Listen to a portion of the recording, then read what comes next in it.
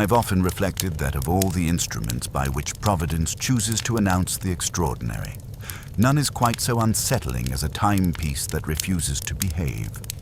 A clock, after all, represents order itself, the steady, reliable march of seconds that governs our daily existence. When such an instrument begins to speak in riddles, one may be certain that chaos is not far behind.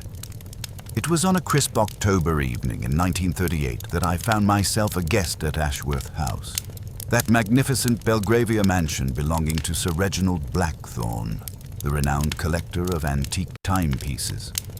My old friend Major Thornfield had secured the invitation, knowing of my appreciation for fine craftsmanship, though I confess I'd not anticipated quite such an extensive display of horological artistry. The occasion was the unveiling of Sir Reginald's latest acquisition, a magnificent 18th century long case clock of Swiss manufacture, renowned not merely for its precision, but for its musical capabilities. The piece was said to chime a different melody for each hour, a mechanical marvel that had once graced the palace of a minor European prince. "You'll find it quite extraordinary, Hastings," Major Thornfield assured me as we approached the imposing Georgian facade. "Blackthorne has been pursuing this particular piece for the better part of a decade. Cost him a fortune, I'm told, but then again, the man can afford it." Indeed, Sir Reginald's wealth was legendary, built upon a shipping empire that spanned 3 continents. At 62, he remained a formidable figure, tall, silver-haired, with the bearing of a man accustomed to command.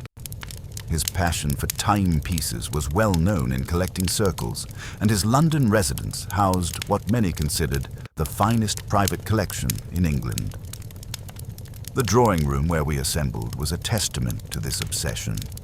Clocks of every description adorned the walls and surfaces: delicate French carriage clocks, robust German specimens, elegant English bracket clocks, each ticking away in perfect synchronization. The effect was both mesmerizing and slightly unnerving, as if time itself had taken up residence in the room. Our host moved among his guests with evident satisfaction, his eyes frequently straying to the shrouded long case clock that dominated one corner of the room. The gathering was intimate, perhaps a dozen souls in all, each connected to Sir Reginald through business, family, or shared interests. Lady Margaret Blackthorne, Sir Reginald's wife of 3 years and his junior by some 25 years, presided with gracious efficiency. She was a handsome woman with intelligent dark eyes, though I detected a certain tension in her manner that suggested all was not entirely harmonious in the Blackthorne household. Among the other guests, several faces stood out with particular clarity.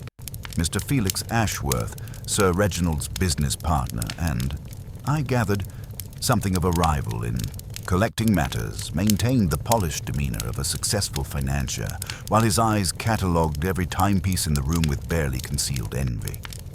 Dr. Eleanor Vance, a noted historian specializing in mechanical arts, examined each clock with scholarly fascination, her notebook never far from hand. Young Timothy Blackthorne, Sir Reginald's nephew and heir, fidgeted with nervous energy, his gaze alternating between his uncle and the various timepieces with an expression I could not quite decipher. Miss Sarah Cromwell, Sir Reginald's efficient secretary, maintained her usual composed demeanor, though she seemed unusually attentive to the evening's proceedings.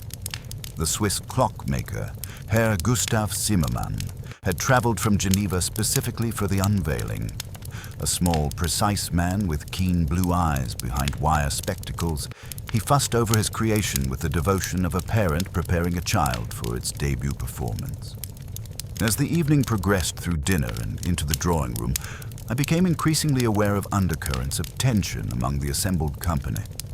Conversations carried subtle barbs, glances held meanings I could not fathom, and more than once I caught expressions of barely suppressed animosity flickering across faces when their owners believed themselves unobserved.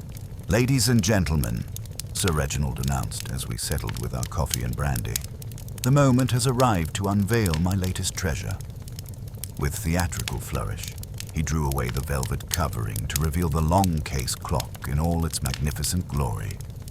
The walnut case stood nearly 8 feet tall, its brass dial gleaming in the lamplight.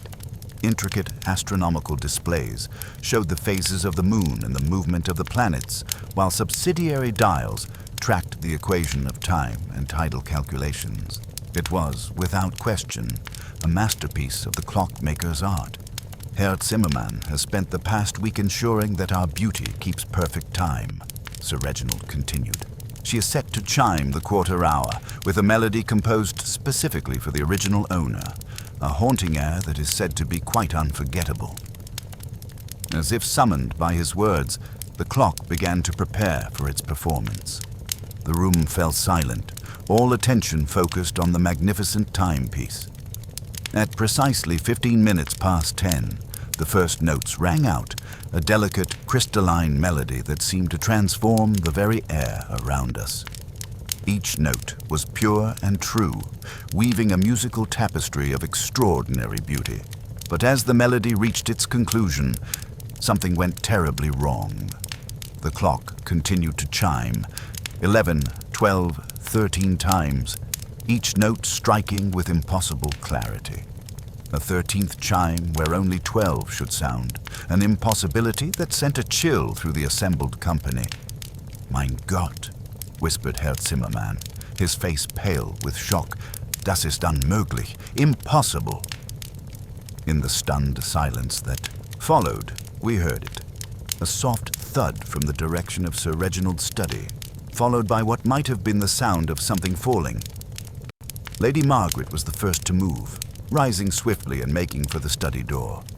We followed in a confused group, our host's absence suddenly conspicuous. The study door stood ajar, lamplight spilling into the corridor. Sir Reginald lay sprawled beside his desk, his lifeless eyes staring at the ceiling. There was no sign of violence, no obvious wound, yet the stillness of death was unmistakable. Dr. Vance, who had some medical training, knelt beside the body and confirmed what we all feared. "He's been dead for several minutes," she announced quietly. "I can detect no obvious cause, though there appears to be a faint odor, something acrid." It was then that young Timothy noticed the detail that would later prove so significant. "The desk clock," he said, pointing with a trembling finger. "Uncle Reginald's favorite timepiece. It stopped." Indeed, the elegant French clock that had kept perfect time for decades showed 27 minutes past 10, precisely 13 minutes before the long case clock had chimed its impossible 13th hour. As we stood in shocked silence, I found myself thinking of my old friend Hercule Poirot and his uncanny ability to unravel the most perplexing mysteries. Here was a puzzle that seemed to defy logical explanation. A man dead in a locked room at a time when he was observed to be alive and well, announced by a clock that chimed an hour that did not exist. The local constabulary arrived within the hour, followed by Inspector Morrison, a competent man who nonetheless seemed overwhelmed by the peculiar circumstances. It was Lady Margaret who suggested we might benefit from more specialized assistance. "Inspector," she said quietly, "I believe this matter requires someone with particular expertise in unusual cases. Perhaps we might contact Monsieur Hercule Poirot." The telephone call was placed that very evening, and I found myself speaking to that familiar, accented voice that had guided me through so many extraordinary adventures. "Mon ami Hastings," came the precise tones across the wire. "You describe most intriguing circumstances. A clock that strikes 13, a man who dies at an impossible time.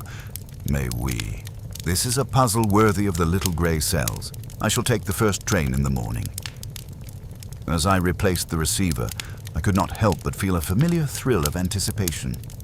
Once again, Hercule Poirot would pit his incomparable intellect against the forces of darkness and deception. The game, as they say, was afoot. The morning brought with it a persistent drizzle that seemed to weep against the windows of Ashworth House, as if the very building mourned its master's passing.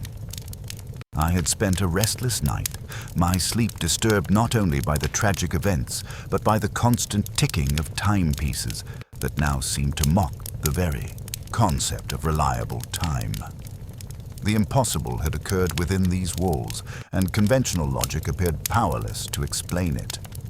Inspector Morrison had established his temporary headquarters in the morning room, methodically working through preliminary interviews with the household staff and guests. A competent man in ordinary circumstances, he possessed the thoroughness that marks a good policeman, yet I could see that the peculiar nature of this case was testing the boundaries of his experience. The stopped clock, the impossible chimes, the locked room, these were elements that belonged more to sensation novels than to routine police work. At precisely 9:30, I'd become acutely conscious of time since the previous evening's events. A motorcab drew up before the house. Through the rain-streaked windows, I observed a familiar figure emerging with characteristic precision. Hercule Poirot stepped onto the wet pavement, his appearance as immaculate as ever despite the early hour and inclement weather. His patent leather shoes gleamed, his dark overcoat was perfectly buttoned, and his magnificent waxed mustache bristled with its usual perfection. He carried his inevitable walking stick and moved with the careful deliberation of a man who believes that order, once established, must be maintained at all costs. "Hastings, mon vieux," he greeted me in the entrance hall, removing his overcoat with methodical care. "You appear somewhat fatigued. The mystery, she has disturbed your sleep, no? But of course, when time itself becomes unreliable, the mind, it cannot rest." "Indeed, Poirot," I replied, helping him with his coat. "The whole business seems utterly impossible. A man dies at a time when he was observed to be alive and well, announced by a clock that chimes an hour that doesn't exist." Poirot's green eyes sparkled with the familiar light of intellectual challenge. "Ah, but mon ami, in the world of crime, the impossible is merely the improbable wearing a mask. The little grey cells, they do not accept impossibility. They demand explanation. Now this Inspector Morrison, he's a man of method." "Competent enough," I assured him, "though I fear he's rather out of his depth with this particular puzzle." "Then we must assist him, must we not? But first, Poirot must observe. The scene, she has been preserved." Inspector Morrison appeared as if summoned by our conversation, his relief at Poirot's arrival evident despite his professional composure. "Monsieur Poirot," he said, extending his hand, "I must admit I am grateful for your assistance. This case presents certain irregularities that are beyond my usual experience." Poirot's sharp eyes immediately noted the inspector's slightly askew tie, and I observed him resist the urge to correct it. "Inspector, the irregular case, it is often the most illuminating. The criminal, he believes he is clever, but in his very cleverness, he reveals himself. Now, if you please, I should like to examine the scene of the tragedy." The study examined, we proceeded to Sir Reginald's study, where the morning light revealed details that had been obscured by lamplight the previous evening. As we entered, Poirot paused on the threshold, his head tilted slightly, absorbing the room not with a sweeping glance, but through a series of minute, almost imperceptible observations. His eyes moved systematically from the Persian carpet to the leather-bound volumes, from the heavy velvet curtains to the mahogany desk where Sir Reginald had spent his final moments. "The body has been removed, naturellement?" Poirot inquired, though it was more statement than question. "Yes, to the morgue for post-mortem examination," Morrison confirmed. Dr. Vance noted that peculiar odor. Acrid, she described it. "We're awaiting the full report, but poison seems likely." Rather than rushing to examine the spot where Sir Reginald had fallen, Poirot began a slow, deliberate circuit of the room. He moved with balletic precision, running a gloved finger along surfaces, adjusting a slightly crooked picture frame, even straightening a book that protruded marginally from its shelf. He seemed to be absorbing the very essence of the space, understanding its normal patterns before considering the intrusion of death. "Tell me, Inspector," he said, his back to us as he examined the desk surface with his magnifying glass. Was anything disturbed here? Any sign of struggle? None that we could detect. The window was latched from inside. The door was found ajar, but showed no signs of forced entry. Sir Reginald appears to have been alone when he died. Poirot nodded thoughtfully, then focused his attention on the desk corner where the French clock had stood. The faint outline in the dust was barely visible, but his trained eye missed nothing. Ah, the timepiece that stopped at 27 minutes past 10. Most convenient for establishing the moment of death, no? Yet, he paused, studying the outline with intense concentration. For a man who treasured precision, I observe here subtle signs of disorder. A pen not quite in its holder, papers not perfectly aligned, this faint smudge on an otherwise pristine surface. He indicated a mark so minute I would never have noticed it. These are not the habits of a man who lived by clockwork routine. The gathering of witnesses. Now, Poirot announced, straightening his waistcoat, we must hear from those who were present last evening. The truth, she hides among the contradictions and the silences. Inspector, if you would be so kind as to assemble the household in the drawing room. Within minutes, we had gathered the same group that had witnessed the previous evening's events. Lady Margaret, pale but composed. Felix Ashworth, immaculate and watchful. Young Timothy Blackthorne with the hollow-eyed look of a sleepless night. Miss Sarah Cromwell, her notebook at the ready. Herr Gustav Zimmermann, bristling with professional indignation. Major Thornfield, grave and concerned. Dr. Eleanor Vance, her intelligent eyes missing nothing. And the servants, Hobbs the butler and Ada the parlour maid. Poirot took his position with a slight bow to Lady Margaret. Mesdames et messieurs, I am at your service in this tragic matter. But first, I must ask each of you to recount your observations of last evening's events. Specifically, your movements between 10 o'clock and 1:30, and most importantly, what you heard from the long case clock and at precisely what time. Lady Margaret spoke first, her voice steady despite her evident distress. We were all in the drawing room when Herr Zimmermann finished explaining the clock's mechanism. At 10:15, by the mantel clock, the long case began its melody. When it finished, there were chimes. More than there should have been. I cannot say exactly how many, but it was wrong. Immediately after, we heard something fall in the corridor direction. Merci, madame. Monsieur Ashworth? Ashworth smoothed his cuff with practiced precision. I also noted the quarter hour. The melody played, then I counted 12 strikes, followed by one additional chime. 13 in total. The sound from the corridor came immediately after. Young Timothy. The young man's voice trembled slightly.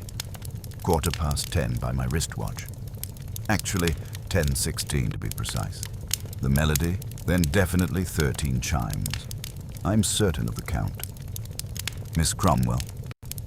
10:15 by the French mantel clock, she replied promptly. But I counted only 11 chimes.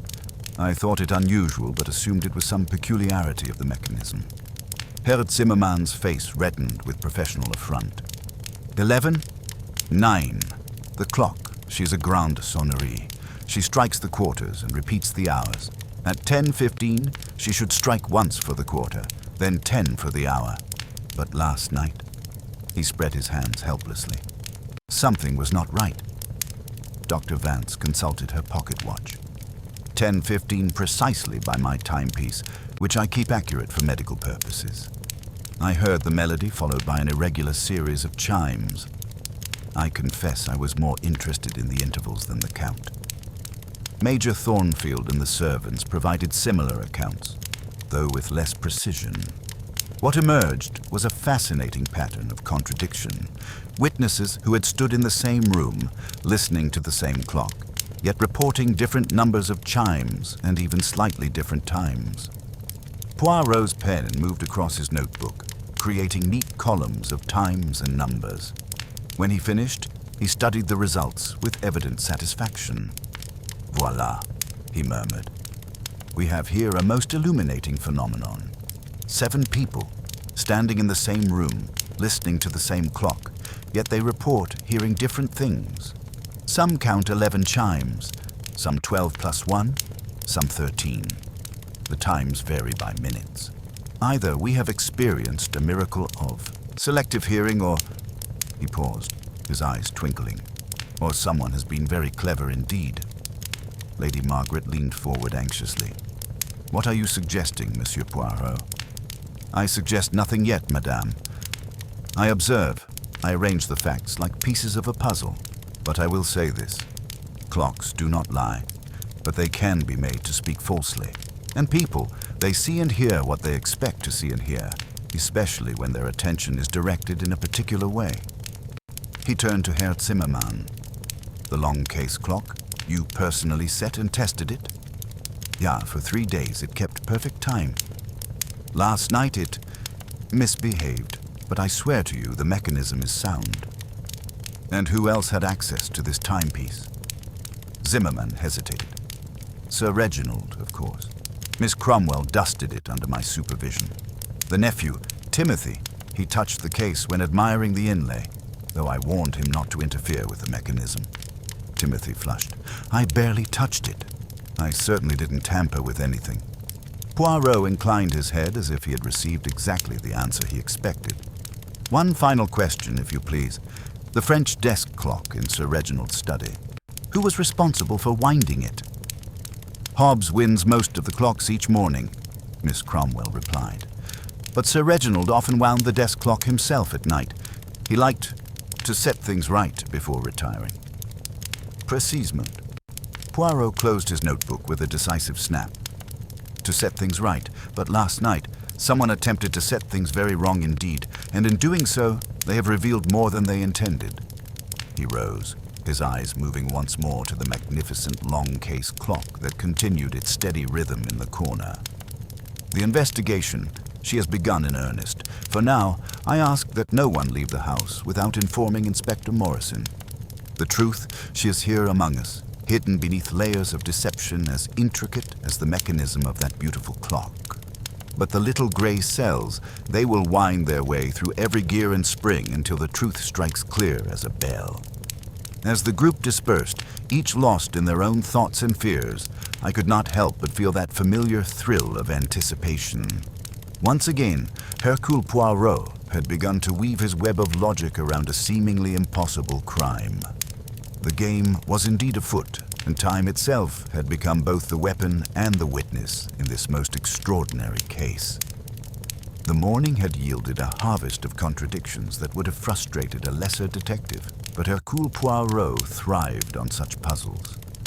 He had commandeered the smaller sitting room as his temporary headquarters, arranging his notes with characteristic precision while the rain continued its melancholy percussion against the windows of Ashworth House. Hastings, mon ami, he said, adjusting a slightly askew photograph on the mantelpiece. Observe these testimonies from last evening. 7 witnesses, standing in the same room, listening to the same clock, yet reporting different experiences. Lady Margaret hears more than there should be. Monsieur Ashworth counts 12 plus 1. Timothy insists on 13. Miss Cromwell heard only 11. This is not mere confusion. This is the signature of deliberate misdirection. I studied his neat columns of times and chime counts, but surely they can't all be correct. Précisément, the human mind, when confronted with the unexpected, attempts to impose order on chaos. But what if the chaos itself was carefully orchestrated? His green eyes sparkled with the familiar light of discovery. Come, we must examine this magnificent timepiece more closely. The clock's secret. We found Herr Zimmermann in the drawing room, hovering protectively near his creation like a physician attending a patient. The Swiss clockmaker's distress was evident in every line of his normally precise bearing. Herr Zimmermann, Poirot began with his customary courtesy, you will permit me to examine the mechanism. I do not touch, I merely observe. The clockmaker nodded reluctantly, producing an ornate key to open the waist door of the long case clock. As the panels swung open, Poirot bent close, his magnifying glass revealing details invisible to ordinary observation. "Aha!" he exclaimed softly. "See here, Inspector Morrison. Fresh scratches on the brasswork, and this small piece of wire that does not belong to the original mechanism." Zimmermann's face paled as he examined the foreign element. "Mein Gott, someone has tampered with the count wheel.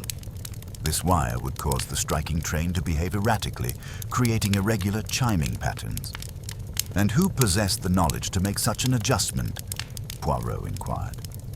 "Anyone with understanding of clockwork mechanisms," Zimmermann admitted reluctantly.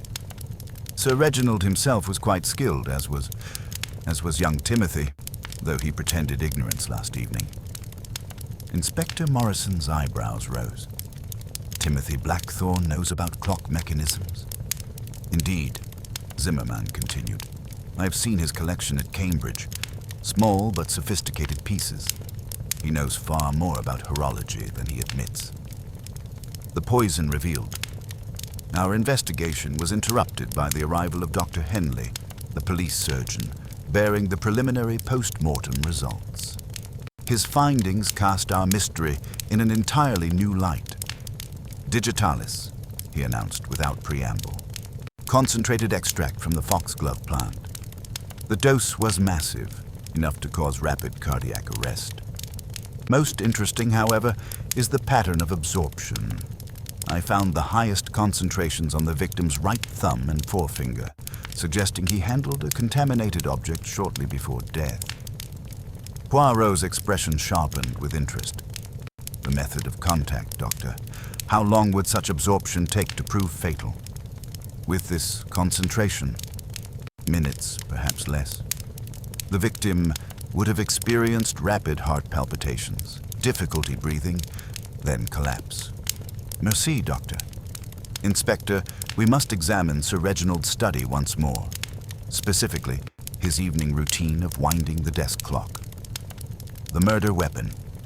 In the study, Miss Cromwell guided us to Sir Reginald's desk with the efficiency that had marked her years of service.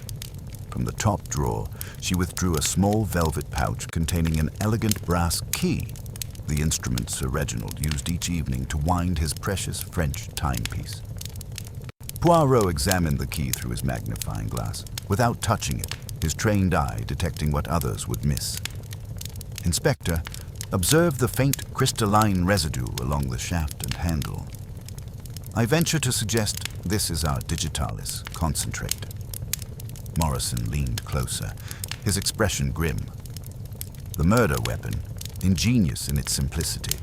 The killer knew Sir Reginald's routine, knew he would handle this key at a predictable time. Precisely.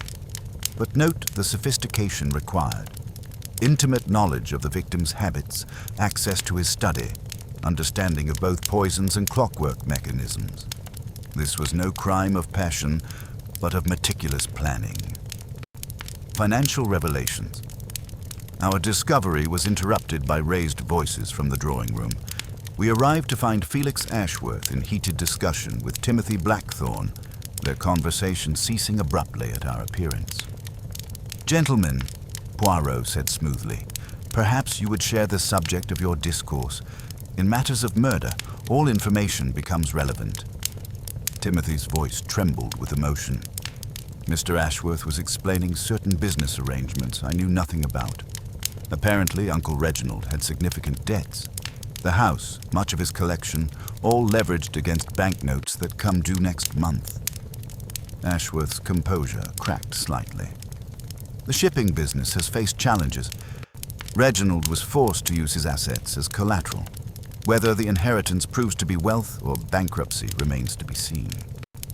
Poirot's interest sharpened visibly. "And your own financial position, Monsieur Ashworth? As Sir Reginald's partner, surely you share these difficulties." "My personal investments are separate from the partnership," Ashworth replied stiffly, though I noticed his hand unconsciously adjust his cufflink, a gesture Poirot filed away with characteristic attention to detail. The web of deception.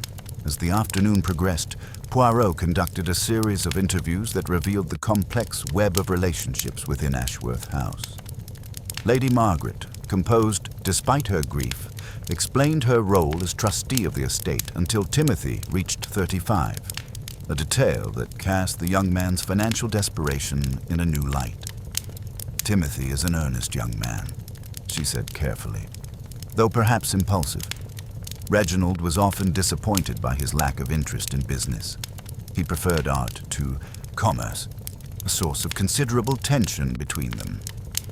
Dr. Eleanor Vance, when questioned about the previous evening's events, provided a scholar's precision in her observations. The melody played correctly, but the chiming sequence that followed was definitely irregular. As a historian of mechanical arts, I can say with certainty that no properly functioning clock would produce such a pattern. Miss Cromwell, ever efficient, revealed additional details about Sir Reginald's final day. He received a troubling telephone call before dinner, something about the banknotes Mr. Ashworth mentioned. He was quite agitated afterward, asking me to prepare certain documents for signature today. The psychological game begins. As evening approached, Poirot gathered Inspector Morrison and myself in the library, his notebook filled with precise observations and deductions. "Mon ami," he said to Morrison, "we have before us a crime of remarkable sophistication. The murderer has used time itself as both weapon and alibi, creating confusion about the exact moment of death while ensuring the victim would handle the poisoned key at a predictable hour. But who had the knowledge and opportunity to orchestrate such an elaborate scheme?" Morrison asked. That is where the little grey cells must work most diligently. Consider our cast of characters. Timothy, who stands to inherit despite the debts and possesses hidden knowledge of clockwork. Ashworth, whose financial separation from the partnership may not be as complete as he claims. Lady Margaret, who gains freedom from a difficult marriage. Even Miss Cromwell, who knew every detail of Sir Reginald's routines. I found myself increasingly bewildered, but surely the combination of knowledge, opportunity, and motive must narrow our field. Poirot's smile held that familiar, enigmatic quality. "Indeed, mon vieux, it does. But the psychology of this crime is most complex. The killer has not merely committed murder. They have created a theatrical performance, complete with impossible clocks and misdirected attention.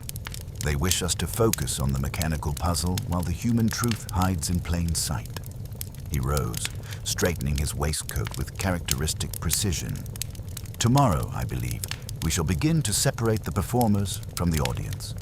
For tonight, however, I suggest we all retire early and ensure our own timepieces are wound properly. In this house, time has become both witness and accomplice to murder."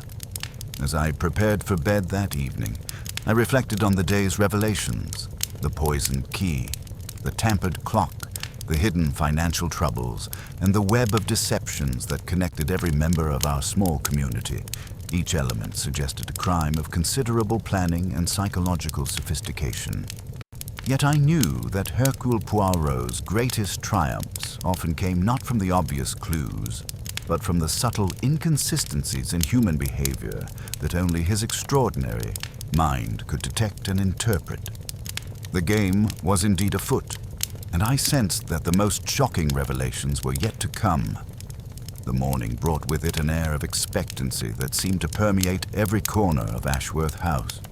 Inspector Morrison, energized by the previous day's discoveries, had set his men to work with renewed vigor, and their efforts were about to yield what appeared to be decisive results. I found Poirot in the breakfast room, consuming his customary tisane while arranging his notes with geometric precision. His expression, however, suggested a mind troubled by inconsistencies rather than satisfied by progress. Hastings," he greeted me. "Inspector Morrison has telephoned with news of a most significant discovery. The laboratory confirms concentrated digitalis on the brass key, applied with considerable skill. But this morning brings evidence that may prove even more illuminating. The damning discovery." Inspector Morrison arrived within the hour, his satisfaction evident as he spread an array of items across the morning room table. The evidence painted a devastating picture of guilt that seemed to point inexorably toward young Timothy Blackthorne. Monsieur Poirot, Morrison announced with grim triumph. A search of Timothy's rooms at Cambridge has yielded remarkable results. Observe detailed notes on digitalis extraction, sketches of clock mechanisms remarkably similar to our long-case timepiece, and correspondence with a London chemist regarding foxglove extract for botanical research. The items were arranged with prosecutorial precision. Laboratory notebooks filled with Timothy's handwriting, technical drawings that matched the long-case clock's internal structure, and most damning of all, an empty glass vial labeled digitalis extract, concentrated solution. Timothy, summoned to face this evidence, presented a figure of barely controlled desperation. His hands trembled as he examined each item, his face growing paler with each revelation. "I can explain," he stammered, his voice cracking under the strain. The digitalis research was purely academic, for a paper on historical poisoning cases. And yes, I returned from Cambridge earlier than I initially stated, but only because I wanted time alone to study Uncle Reginald's collection. "A convenient explanation," Morrison replied skeptically, "but it fails to account for your deception regarding your clockwork knowledge or your presence in the house when the mechanism was tampered with." Poirot's demonstration. While Inspector Morrison appeared ready to make an arrest, I noticed that Poirot maintained his characteristic reserve. Rather than examining the physical evidence, he focused his attention on the human elements of the case. "Inspector," Poirot said suddenly, "before we proceed further, I should like to conduct a small experiment. Timothy, if you would be so kind as to demonstrate how your uncle wound his desk clock each evening." Timothy stared blankly. "I beg your pardon?" "The gesture, the little ritual of habit. You were often in the study, were you not? Show us precisely how Sir Reginald would take the key, how he would position his fingers." Timothy hesitated, then performed an awkward pantomime with his left hand, his forefinger crooked unnaturally, the wrist twisting in a clumsy motion that bore no resemblance to the precise movements of a man devoted to mechanical perfection. Poirot nodded thoughtfully, then turned to Miss Cromwell, who had been summoned on the pretext of locating certain documents. "And you, mademoiselle, how did Sir Reginald wind his precious timepiece?" Without hesitation, she demonstrated with her right hand, thumb and forefinger forming a delicate pinch. Her remaining fingers lifted in an unconscious gesture of refinement. She turned the imaginary key with short, measured quarter turns, pausing briefly between each motion, the habitual rhythm of a man who found comfort in precise routine. Lady Margaret, when asked, performed the same careful ritual, her movements betraying intimate familiarity with her husband's nightly habits. Felix Ashworth's attempt was generic and impatient, while Dr. Vance declined to speculate on movements she had never observed. "You see, Hastings," Poirot's eyes gleamed with satisfaction, "the ritual of habit reveals more than any physical evidence. Timothy cannot even reproduce his uncle's basic movements, yet we are asked to believe he understood Sir Reginald's routines well enough to poison the key at precisely the points most frequently touched." Character revelations. Lady Margaret, clearly disturbed by the morning's developments, requested a private audience with Poirot. We met in the conservatory, where pale winter sunlight filtered through glass panels, creating an atmosphere of fragile beauty that seemed to reflect her emotional state. "Monsieur Poirot," she began, her usual composure showing signs of strain, "there are aspects of my husband's character that may be relevant to your investigation. Reginald was not the benevolent collector he appeared to the world. Behind his passion for timepieces lay a nature that was both cruel and manipulative." She paused, gathering strength to continue. "He collected secrets as avidly as he collected clocks, using knowledge of others' weaknesses to maintain control over those around him. Timothy's gambling debts, Felix's business difficulties, even my own circumstances before our marriage. He knew everything and used such knowledge to ensure absolute compliance with his wishes." This revelation cast the entire household dynamic in a new light. The combination of financial pressure, emotional manipulation, and psychological control would have created enormous stress for anyone under Sir Reginald's influence. Technical discoveries. Meanwhile, Herr Zimmermann had continued his examination of the long case clock and made a discovery that further complicated our understanding of the case. Monsieur Poirot, he announced with professional excitement, I have discovered something most significant about the tampering. The technique used to insert the wire into the count wheel mechanism. It is not English workmanship. The specific method, the precise placement, this is continental technique taught in Swiss clockmaking schools. You are certain of this distinction? Absolutely. The approach to emergency repairs varies by national tradition. This particular method is taught in Geneva and Bern, but not in London clockmaking establishments. An amateur, regardless of their general knowledge, would not know this specific technique. This information cast serious doubt on Timothy's guilt while opening new avenues of investigation. Who among our suspects possessed such specialized continental knowledge? The psychological analysis. As the day progressed, Poirot's unease with the case against Timothy became increasingly apparent. He paced the small sitting room with unusual agitation, his normally perfect composure showing subtle cracks. Hastings, he said suddenly, stopping mid-stride, we are being led like sheep to slaughter. This evidence against Timothy, it is too perfect, too convenient.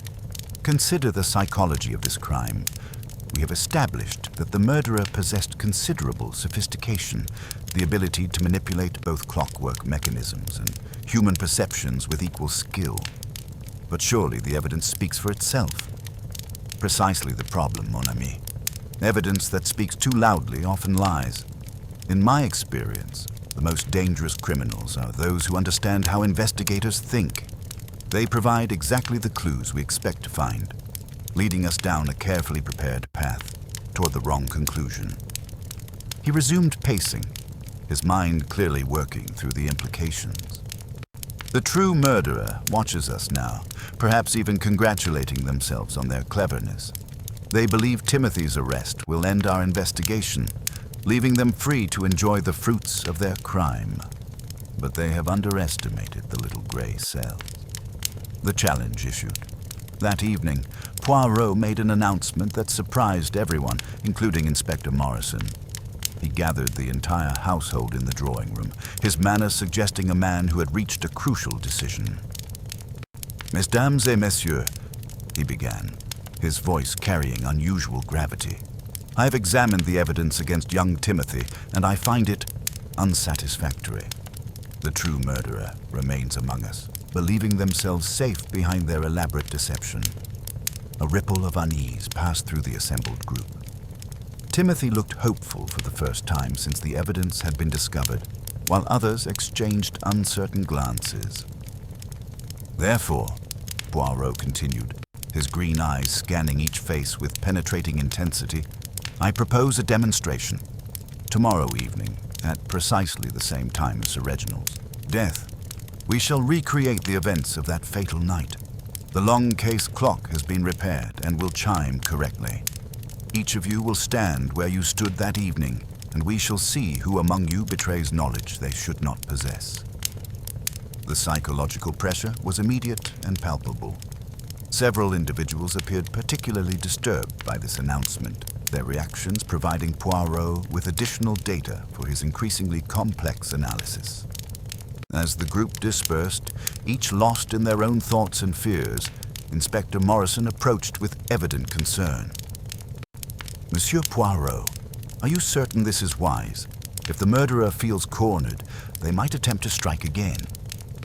Poirot's smile held that familiar, enigmatic quality that had carried us through so many extraordinary cases. Indeed, Inspector, that is precisely what I am counting on. Sometimes, to catch a spider, one must shake the web with sufficient vigor to reveal its true structure. The web tightens. As I prepared for bed that evening, I reflected on the day's revelations. The planted evidence, the psychological manipulation, the technical sophistication required for both the murder and the frame-up, all pointed to a criminal mind of exceptional cunning and ruthlessness.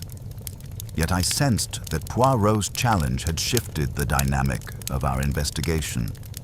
The murderer, who had operated with such careful calculation, now faced the prospect of their elaborate deception being exposed before the very people they had sought to deceive. The psychological pressure would be enormous, and pressure, as Poirot well knew, often revealed truths that careful planning sought to conceal. The stage was set for a confrontation that would test not only Poirot's legendary deductive abilities, but also his understanding of the criminal mind under stress. Tomorrow evening's recreation would either vindicate his theories or expose them to devastating failure. In either case, I suspected that the truth about Sir Reginald's death was finally about to emerge from the shadows where it had hidden behind the ticking of impossible clocks and the chiming of impossible hours. The game had entered its most dangerous phase, and I could only trust that Hercule Poirot's confidence in the little grey cells would prove, once again, to be justified by results that would astonish us all. It has always been my observation that when Hercule Poirot speaks of experiments, what he truly means is theatre. He does not assemble test tubes or examine fingerprints under microscopes. He arranges souls upon a stage and adjusts the lighting until truth becomes visible in the shadows of human behavior. The morning following his dramatic announcement found Ashworth House transformed into something resembling a pressure cooker with tension building in every corner like steam seeking escape. Servants moved with hushed urgency, their usual routines disrupted by the weight of impending revelation. The guests maintained a strained civility that barely concealed their mounting anxiety, each lost in private calculations of exposure and consequence. Poirot, however, seemed entirely at ease, moving through this charged atmosphere with the detached curiosity of a scientist studying a particularly fascinating specimen. I found him in the breakfast room, consuming his customary tisane while making minute adjustments to the morning's arrangement, straightening a slightly crooked newspaper, realigning the sugar bowl by precisely half an inch, correcting the angle of a teaspoon that had been carelessly placed. "Today, mon ami," he said without looking up from these meticulous corrections, "we coax the truth from those who prefer to leave it buried beneath layers of careful deception. The recreation this evening, it is merely the final act. The real performance begins now, in the quiet moments when people believe themselves unobserved." The solicitor's revelation. Our morning was interrupted by the arrival of Mr. Rivington, the family solicitor, whose presence brought with it the brittle gravity that attends legal matters adjacent to death. His hat and umbrella dripped discreetly in the vestibule, and there was about him that particular scent of damp wool and leather that somehow made his mission more official and foreboding. "Lady Margaret," he announced with professional solemnity, "I carry documents that Sir Reginald prepared for execution on the morning following his death. In accordance with his explicit instructions, they were to be opened only in the event of his demise prior to their signing." The sealed envelope he produced bore yesterday's date in Sir Reginald's distinctive handwriting. As we gathered in the library for its reading, I observed each face with the intensity Poirot had taught me, noting the subtle shifts in expression that often revealed more than words. The documents Rivington revealed painted a devastating picture of Sir Reginald's final intentions. A comprehensive codicil to his will would have established an irrevocable trust, transferring his entire horological collection to the Royal Museum of Mechanical Arts, with Dr. Eleanor Vance named as provisional curator for 5 years. The shipping partnership would be dissolved, forcing Felix Ashworth to accept a buyout at current market values, a transaction that would have bankrupted him given the firm's precarious financial state. Timothy's inheritance would be placed in a restrictive spendthrift trust with Lady Margaret as sole trustee until he reached 35. Most shocking of all was a letter of recommendation from Miss Cromwell herself, offering her a position with a prestigious London law firm at triple her current salary, contingent upon her providing detailed intelligence about Sir Reginald's business dealings and personal affairs to her new employers. The silence that followed these revelations was profound. Timothy drew a sharp breath, his face cycling through confusion, anger, and something approaching relief. Ashworth's jaw tightened almost imperceptibly, his hand moving unconsciously to adjust his cufflink in that familiar gesture of nervous control. Dr. Vance colored deeply, then became very still, her scholar's composure struggling against what might have been either embarrassment or calculation. Lady Margaret remained motionless, though I noticed her knuckles had whitened where she gripped the arm of her chair. A most comprehensive rearrangement of lives, Poirot observed quietly. Sir Reginald intended to pull every string, to reset every clock in his personal universe, but someone ensured that time stopped before these changes could take effect. The day's psychological experiments. With the morning's revelations providing new context for everyone's motives, Poirot began his subtle campaign of psychological pressure. His methods were so delicate that most subjects remained unaware they were being tested. Yet each interaction yielded valuable intelligence about character and guilty knowledge. He began by making minute alterations throughout the house, adjusting the mantel clock in the drawing room by 2 minutes, shifting a paper knife slightly off-center on the writing table, tilting a photograph of Sir Reginald by barely a degree. Then he positioned himself to observe who noticed these tiny violations of order and, more importantly, who felt compelled to correct them. Lady Margaret entered to confer with Miss Cromwell about correspondence and immediately straightened the crooked photograph with a swift, almost guilty motion. Felix Ashworth paused at the mantel, frowned at his pocket watch, and adjusted the clock with fastidious precision. Miss Cromwell noticed the displaced paper knife instantly and returned it to perfect alignment with the blotter's edge. Each unconscious correction revealed something about personality, about the compulsions that drove these individuals. More directly, Poirot conducted a series of seemingly casual conversations, each designed to apply pressure at specific psychological points. With Dr. Vance, he discussed the museum position with polite admiration, noting almost as an afterthought that the laboratory had found traces of oil of wintergreen mixed with the digitalis, a substance common in medicinal liniments that a scholar of her background might easily obtain. The position would have been a remarkable opportunity, he said gently, watching her reaction with microscopic attention. Such a pity that legal technicalities prevent its implementation. Dr. Vance's response was carefully controlled, but I caught the minute tightening around her eyes, the scholar's pride resisting an implied accusation while calculating the implications of his knowledge. With Felix Ashworth, Poirot's approach was more oblique, mentioning the continental clock-making techniques while observing the man's reaction to suggestions of Swiss connections. The partnership. Dissolution, Poirot said with apparent sympathy. It would have placed you in an impossible position, no? Sometimes the friendship, it cannot survive the pressures of business. Ashworth's smile was thin and brittle. Reginald had become increasingly unreasonable about financial matters. His demands would have required liquidating assets at catastrophic losses. The admission revealed more than he perhaps intended about the true state of his supposedly separate investments. Technical revelations. Herr Zimmermann's continued examination of the long case clock mechanism yielded additional crucial information. The Swiss clockmaker's professional analysis had identified not only the method of tampering but the specific tools required. Specialized probes available only in professional workshops, used with techniques taught in continental clockmaking schools. The person who performed this sabotage, Zimmermann explained with scientific precision, possessed intimate knowledge of Swiss mechanical traditions.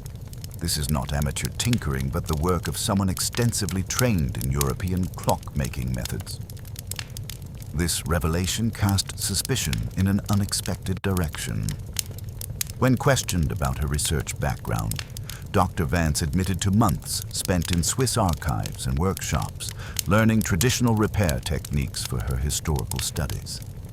One cannot properly understand the cultural significance of these mechanisms, she said with defensive pride, without comprehending their technical operation. I spent considerable time in Geneva and Bern, working with master clockmakers to understand traditional methods. The recreation approaches. As evening drew near, the psychological pressure within Ashworth House reached an almost unbearable intensity.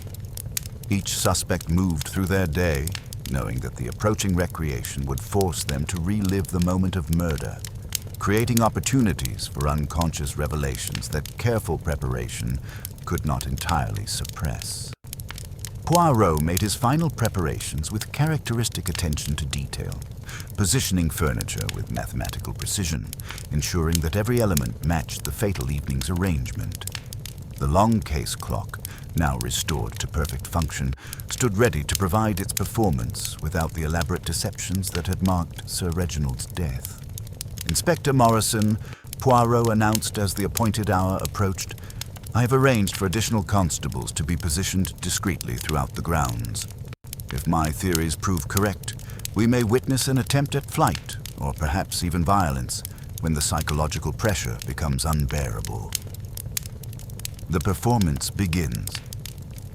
At precisely 10 o'clock, our suspects gathered in the drawing room with expressions ranging from nervous anticipation to barely concealed dread. Poirot positioned each person exactly where they had stood on the night of murder. His attention focused not on their conscious behavior, but on the subtle unconscious signals that would reveal hidden truths. Mesdames et messieurs, he announced, his voice carrying unusual gravity. We shall now recreate the events of that tragic evening. The long case clock will perform its melody at 10:15, exactly as before. But this time, she will speak truthfully, and in her truth, we may discover who among you required her to lie. The tension was palpable as the clock's hands moved toward the appointed moment. At precisely 15 minutes past 10, the long case clock began its crystalline melody, that same haunting air that had preceded Sir Reginald's death. As the final notes faded, the clock struck once for the quarter hour, then 10 clear, resonant chimes for the hour. 11 chimes in total, perfectly executed, perfectly in time. But Poirot's attention was not on the clock. His eyes moved systematically from face to face, cataloguing the subtle reactions that revealed the workings of inner minds under extreme pressure. Timothy released a shuddering breath of relief and bewildered frustration. Felix Ashworth's nervous tick momentarily vanished, replaced by something that might have been calculation or fear. Lady Margaret's eyes darted around the room with desperate intensity before settling briefly on Ashworth and flitting away. Miss Cromwell maintained her composure, but I noticed the slight clenching of her jaw, the unconscious straightening of papers that needed no adjustment. Most significantly, Dr. Vance made a movement so subtle that only Poirot's trained observation detected it. Her left hand pressed briefly against her right wrist, as if checking a pulse that had suddenly begun racing. Merci, Poirot said quietly as the final chime faded. The clock has spoken truthfully, and in doing so has revealed the lie that was told 3 nights ago. But more importantly, it has shown us who among you knew exactly what that lie was meant to accomplish. He turned to face the assembled group, his green eyes bright with the satisfaction of a puzzle nearing its solution. The recreation is complete, but the performance, that continues. For I have observed tonight what I needed to see. Tomorrow we shall have our final gathering, and the truth will be revealed in all its complexity.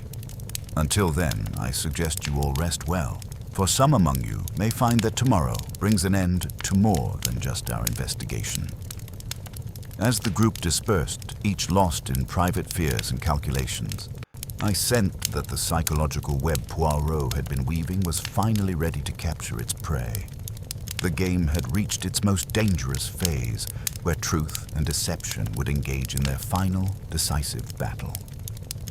The night following Poirot's psychological recreation passed with the restless quality of a house holding its breath. I found myself unable to sleep, my mind replaying the subtle reactions I had observed, the minute shifts in expression, the unconscious gestures, the careful control that had briefly slipped from practiced faces. The very walls seemed to pulse with suppressed tension, as if the building itself sensed that truth was stirring in its shadows, demanding to be born. Poirot, however, appeared energized by the evening's revelations. I discovered him in the small sitting room at dawn, fully dressed despite the early hour, arranging his notes with that characteristic precision that marked his most productive periods of deduction. "The recreation, mon ami," he said without looking up from his methodical organization. "It has served its purpose admirably. The guilty conscience, when placed under sufficient pressure, cannot help but reveal itself through the smallest of betrayals. Last evening, I observed what I needed to see. The morning's catastrophe." Our conversation was interrupted by a commotion from the drawing room, raised voices, the sound of something heavy falling, and Ada's distinctive cry of distress. We hurried to investigate, finding a scene that struck like a physical blow to anyone who appreciated fine craftsmanship. The magnificent long case clock lay in ruins across the Persian carpet, its elegant walnut case split open, its precious mechanism scattered in a constellation of brass wheels, springs, and delicate components. The destruction was both shocking and somehow pathetic. Centuries of Swiss artistry reduced to glittering fragments on imported wool. Herr Zimmermann knelt among the wreckage like a father mourning a lost child, his precise hands trembling as he attempted to catalogue what remained salvageable. His grief was genuine and profound, the reaction of a craftsman witnessing the desecration of his life's work. "Mein Gott," he whispered, his voice thick with emotion. "Such beauty, such precision, destroyed in moments by vandalism most crude." But Poirot's attention focused not on the emotional impact, but on the technical details of the destruction. He crouched beside the scattered mechanism, his magnifying glass moving systematically across the debris with the intensity of an archaeologist examining crucial fragments. "Observe, Inspector Morrison," he said as the policeman arrived to assess the damage. "This destruction, it appears random, born of rage or desperation. But see here, certain components have been removed entirely. The count wheel that was tampered with, several key elements of the striking mechanism, and most significantly, the maker's signature plate from inside the case." Zimmermann's professional training overcame his grief as he conducted a more systematic inventory. "Yeah, you are correct. The vandal, they have taken specific pieces, those that would identify this clock's provenance and previous ownership. But why destroy the rest if they needed only these few components?" Poirot's green eyes sparkled with the familiar light of discovery. "Because, mon ami, the destruction serves two purposes. First, to create the impression of mindless vandalism, concealing the surgical precision of what was actually removed. Second, to eliminate any remaining evidence of the original tampering that might contradict the carefully constructed case against young Timothy." The revelation of exploitation.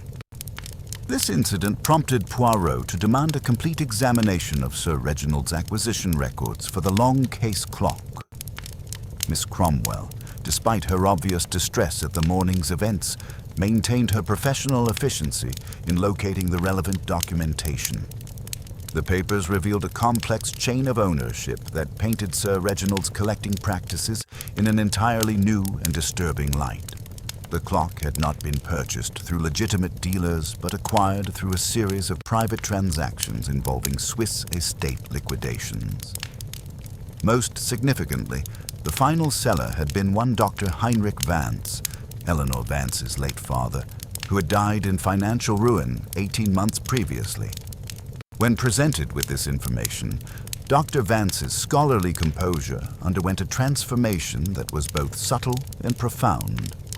Her face cycled through surprise, anger, and something that might have been grief or guilt before settling into the rigid control of someone who had been cornered but refused to surrender.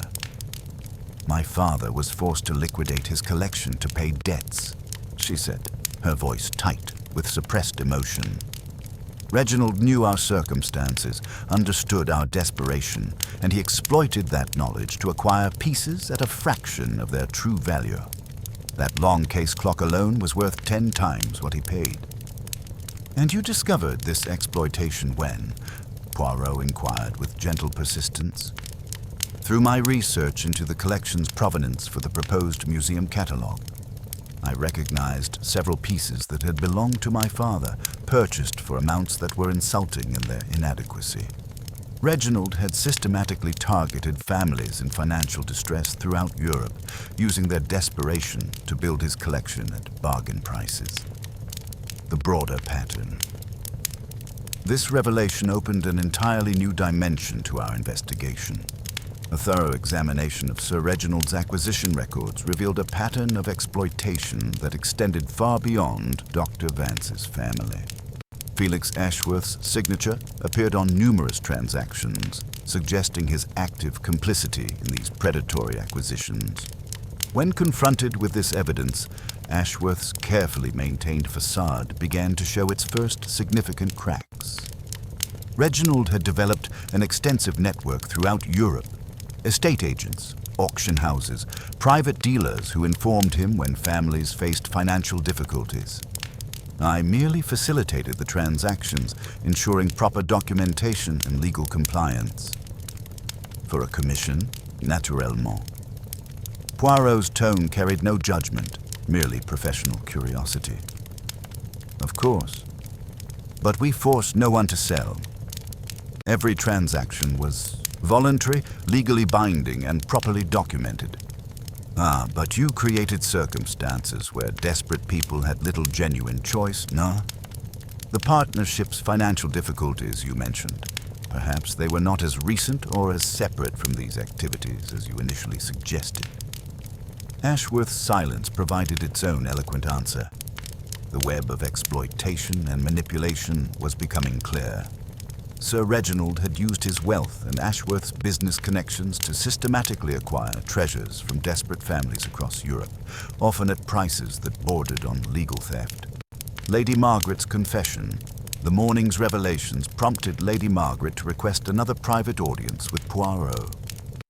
We met in the conservatory, where pale winter sunlight filtered through glass panels, creating an atmosphere of fragile beauty that seemed to mirror her emotional state. "There is something I must tell you about my marriage to Reginald," she began, her usual composure showing signs of strain.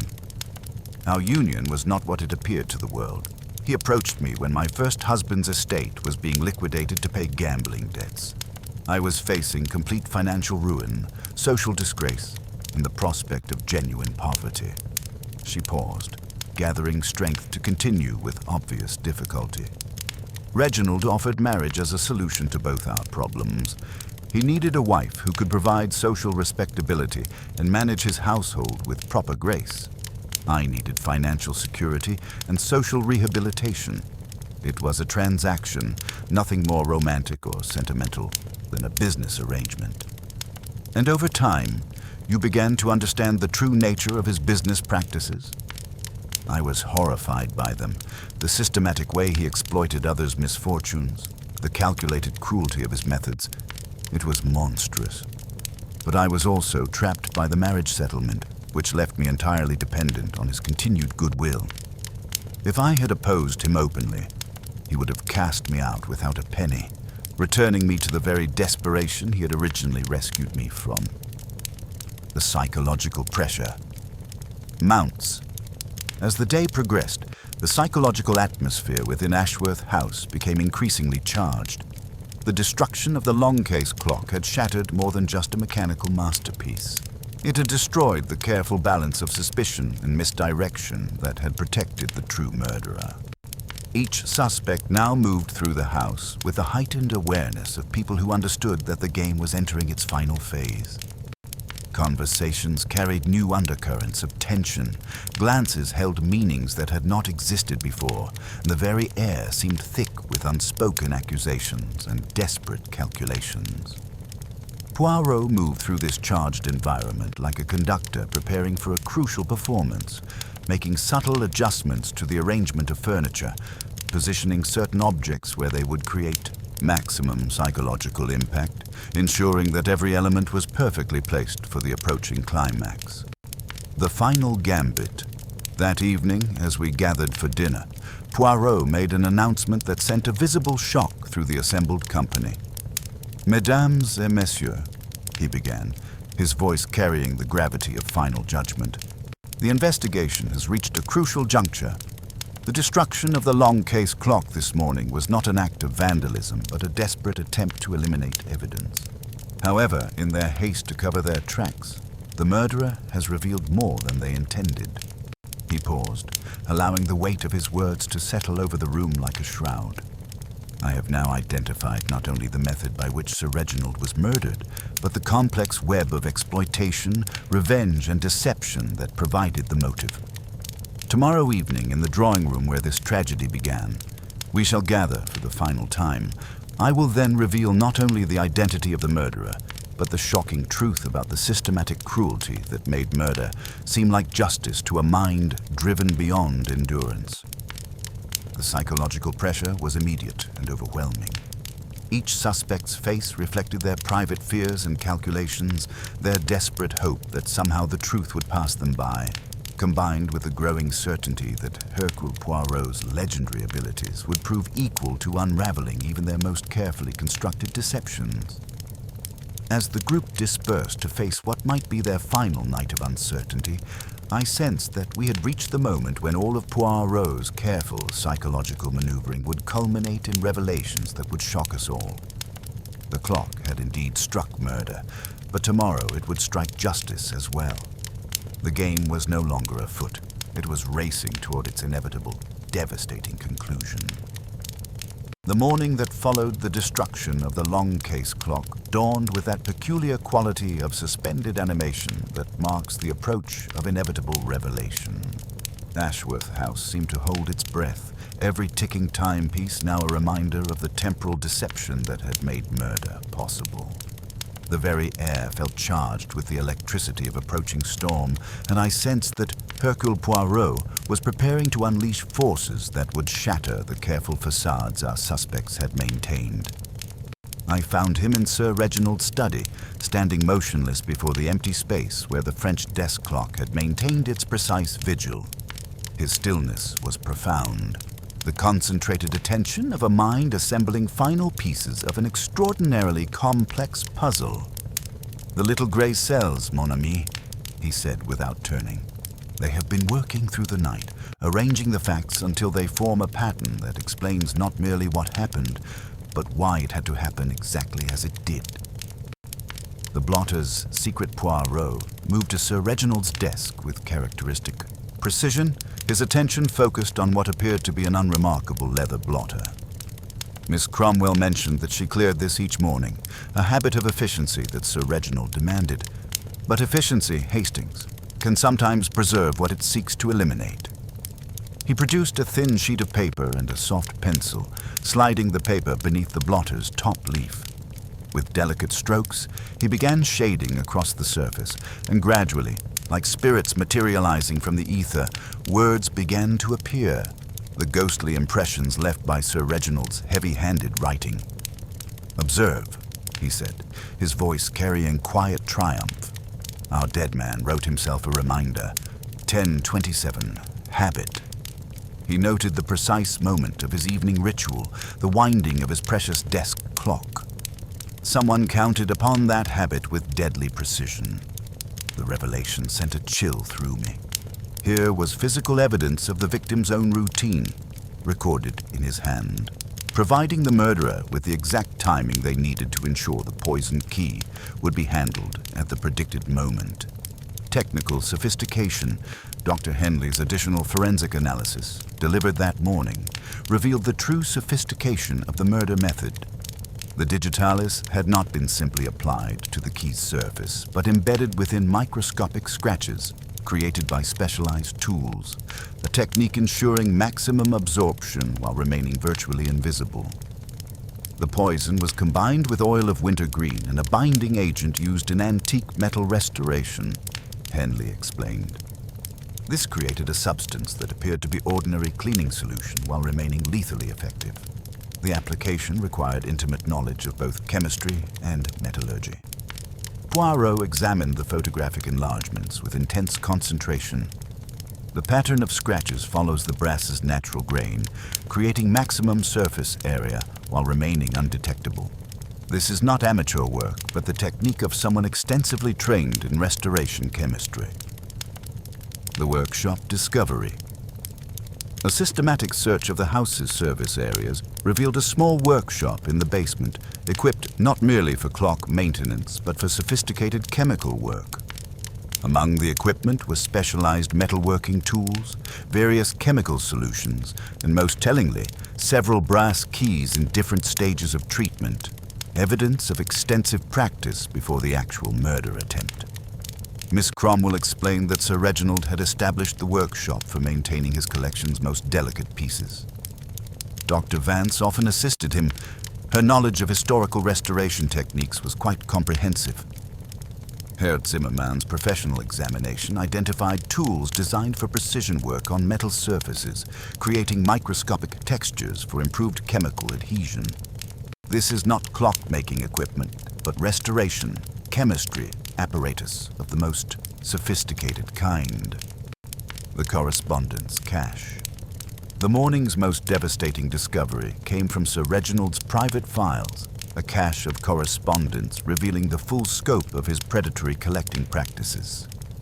Letters from desperate families across Europe painted a picture of systematic exploitation that went far beyond aggressive acquisition.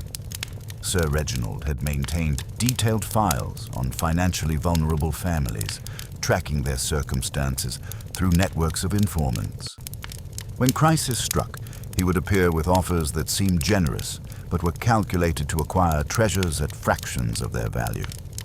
Most disturbing were his personal notes, written in code that Miss Cromwell helped decipher.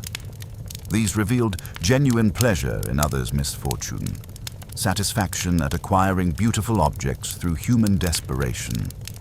Among these papers was a letter in Dr. Vance's hand, detailing her father's final months, the gradual liquidation of his life's work, the humiliation of selling precious pieces for inadequate sums, and his eventual suicide when financial ruin became complete.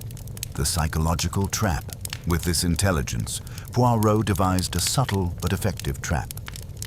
Working with Hobbs, he arranged what appeared to be an innocent accident. A small inkwell on Sir Reginald's desk was jostled, leaving a minute smudge on the leather-bound ledger containing records of his acquisitions.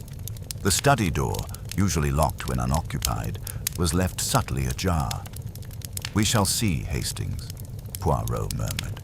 "Who among our suspects has the most to fear from the contents of that book?" The trap springs. Later that morning, as Inspector Morrison coordinated removal of the clock's wreckage, a sharp click came from the study's direction.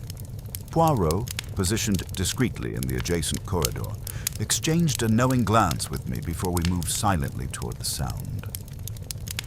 The study door stood open, revealing a figure hunched over the desk. Dr. Eleanor Vance stood frozen, her hand hovering over the open ledger, while her other hand clutched a small bottle of chemical solvent, the kind used to remove ink from paper. Her scholarly composure had completely deserted her. "Dr. Vance," Poirot's voice was calm, almost regretful. "It seems you have an unusual interest in Sir Reginald's bookkeeping." She dropped the solvent bottle, her face cycling through fear, defiance, and something approaching despair. "I was merely examining the records," she whispered. "I suspected there might be inaccuracies." Poirot gently took the ledger, opening it to the page she had been examining. The entry was stark and damning. A Swiss long case clock acquired from Dr. Heinrich Vance for $150, a fraction of its $1,500 market value. the pattern emerges. "You see, Inspector," Poirot explained as Morrison arrived, "this ledger confirms the systematic exploitation Dr. Vance revealed yesterday. Sir Reginald recorded his own predatory practices with meticulous precision.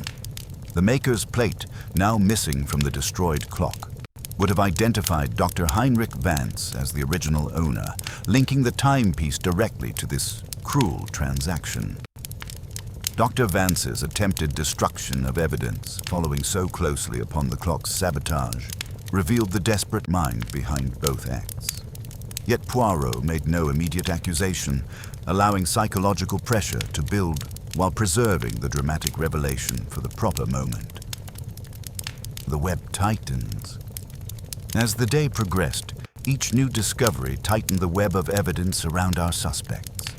The combination of technical knowledge, personal motive, and desperate attempts at concealment painted an increasingly clear picture. Yet Poirot maintained his characteristic reserve. "The truth, mon ami," he said as evening approached, "has been hiding in plain sight, disguised by the very complexity of its execution. Tomorrow, in our final gathering, we shall see how a scholar's pride, a daughter's love, and a collector's cruelty combined to create the perfect conditions for murder." The psychological atmosphere was electric with tension as our suspects prepared for what they knew would be the ultimate confrontation. Each face reflected private fears and desperate calculations, the knowledge that Hercule Poirot's legendary abilities were about to expose truths that careful planning had sought to keep buried. The hidden clue had been found not in any single piece of physical evidence, but in the pattern of systematic cruelty that had made murder seem like justice to a mind driven beyond endurance. The stage was set for revelations that would shock us all as the clock prepared to strike its final, devastating hour. The game was no longer one of detection, but of revelation, and I sensed that tomorrow would bring an ending as precisely crafted and inexorably timed as the mechanisms Sir Reginald had loved so dearly. The morning that would precede our final gathering dawned with that peculiar quality of suspended anticipation that marks the approach of inevitable revelation. I found Hercule Poirot in Sir Reginald's study, standing motionless before the desk where that fateful brass key had claimed its victim. In his hand, he held a single card bearing the ghostly impression we had recovered from the blotter. "Habit 1027. "It is always the small thing, mon ami," he murmured, his green eyes reflecting the morning light with unusual intensity. "The detail so tiny that it passes unseen, the one little gear that drives the whole machine." Sir Reginald wrote himself a reminder of his evening ritual, never knowing he was providing his murderer with the precise timing needed for perfect execution. The psychological weapon. Poirot moved to the window, his gaze distant as the little gray cells arranged their final pattern. "Hastings, I have been contemplating Dr. Vance's observation from that tragic evening. The faint, acrid odor she detected near Sir Reginald's body. We have established the chemical composition, digitalis, oil of wintergreen, and the metallic binding agent. But consider their properties not merely as poison, but as a sensory experience." He turned to face me, his expression carrying that familiar light of intellectual triumph. "The oil of wintergreen possesses a sharp, penetrating aroma. When Sir Reginald handled the treated key, the volatile components would have been released, creating that distinctive, acrid scent. But here is the masterstroke. This odor began drifting from the study into the drawing room at precisely the moment the long case clock commenced its chimes. The brilliance of the deduction struck me like a physical blow. The witnesses' contradictory testimony about the number of chimes. Exactamente, 7 people standing in the same room, yet reporting different counts.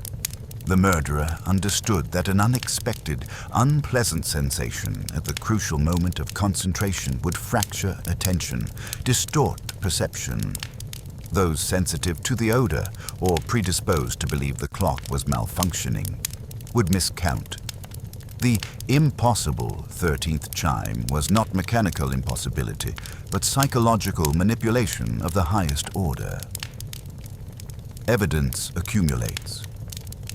Our morning's contemplation was interrupted by Inspector Morrison's arrival, bearing intelligence that cast our investigation in an entirely new light.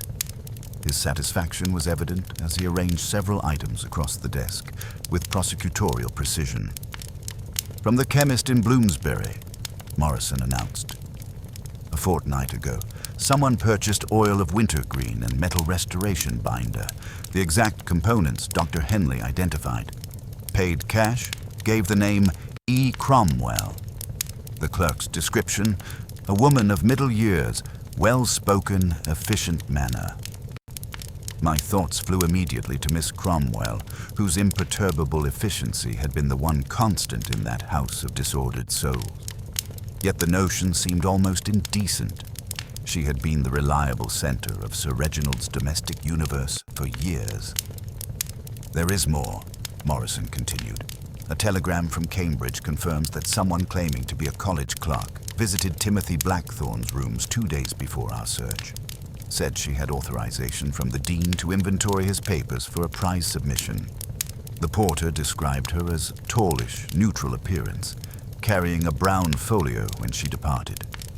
Poirot's pen moved across his notebook with characteristic precision. The planted evidence against Timothy, digitalis notes, mechanical drawings, correspondence with chemists, all carefully positioned to create a compelling case against an innocent young man. The workshop's secrets. A systematic examination of the basement workshop revealed the true scope of the murderer's preparation. Beyond the sophisticated chemical apparatus, we discovered dozens of brass keys in various stages of treatment, evidence of extensive experimentation, with different delivery methods and timing mechanisms. Herr Zimmermann's professional analysis proved devastating. These keys show weeks, perhaps months of practice. The technique for creating microscopic surface textures to enhance chemical absorption. This is not amateur work, but the method of someone extensively trained in restoration chemistry. Most significantly, several treated keys bore fingerprints that matched neither Dr. Vance nor any of our other obvious suspects. The systematic nature of the preparation revealed a mind that planned with clockwork precision, leaving nothing to chance. The forger's art. Dr. Henley's handwriting analysis of the dean's authorization letter revealed sophisticated forgery techniques. The script shows evidence of extensive practice in imitating official documents. The paper stock matches supplies purchased from Gadsby and Lyle, the same stationer used by Sir Reginald's household accounts. When Morrison checked the household purchasing records, Miss Cromwell's signature appeared on a recent order for precisely this type of official stationery. The web of evidence was tightening with inexorable precision. Nocturnal observations. The morning brought one final piece of damning intelligence. The constable on night duty had observed a figure leaving the house by the side gate on the morning the long case clock was destroyed. Rain cape, sensible shoes, about Miss Cromwell's height, Morrison reported. Most interesting, the gate's latch had been recently greased to prevent any telltale squeak. Orderly even in crime, Poirot observed, with something approaching admiration for the criminal mind they pursued. Every detail considered, every contingency planned. We are dealing with someone who understands that efficiency in murder requires the same methodical approach as efficiency in household management. The psychology of the perfect secretary. As the pieces assembled themselves into their final pattern, Poirot began to articulate the psychological profile that had been emerging throughout our investigation.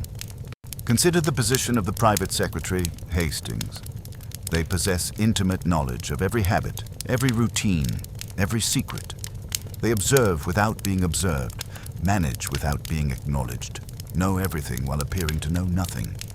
He moved to Sir Reginald's desk, running his gloved finger along its perfectly organized surface. Miss Cromwell had access to every room, every document, every aspect of Sir Reginald's life.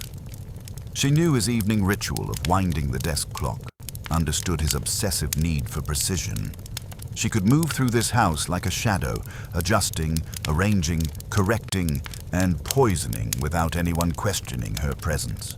The motive revealed. The revelation of Sir Reginald's predatory collecting practices had provided multiple motives for murder, but Poirot's investigation revealed that Miss Cromwell's connection ran deeper than mere employment.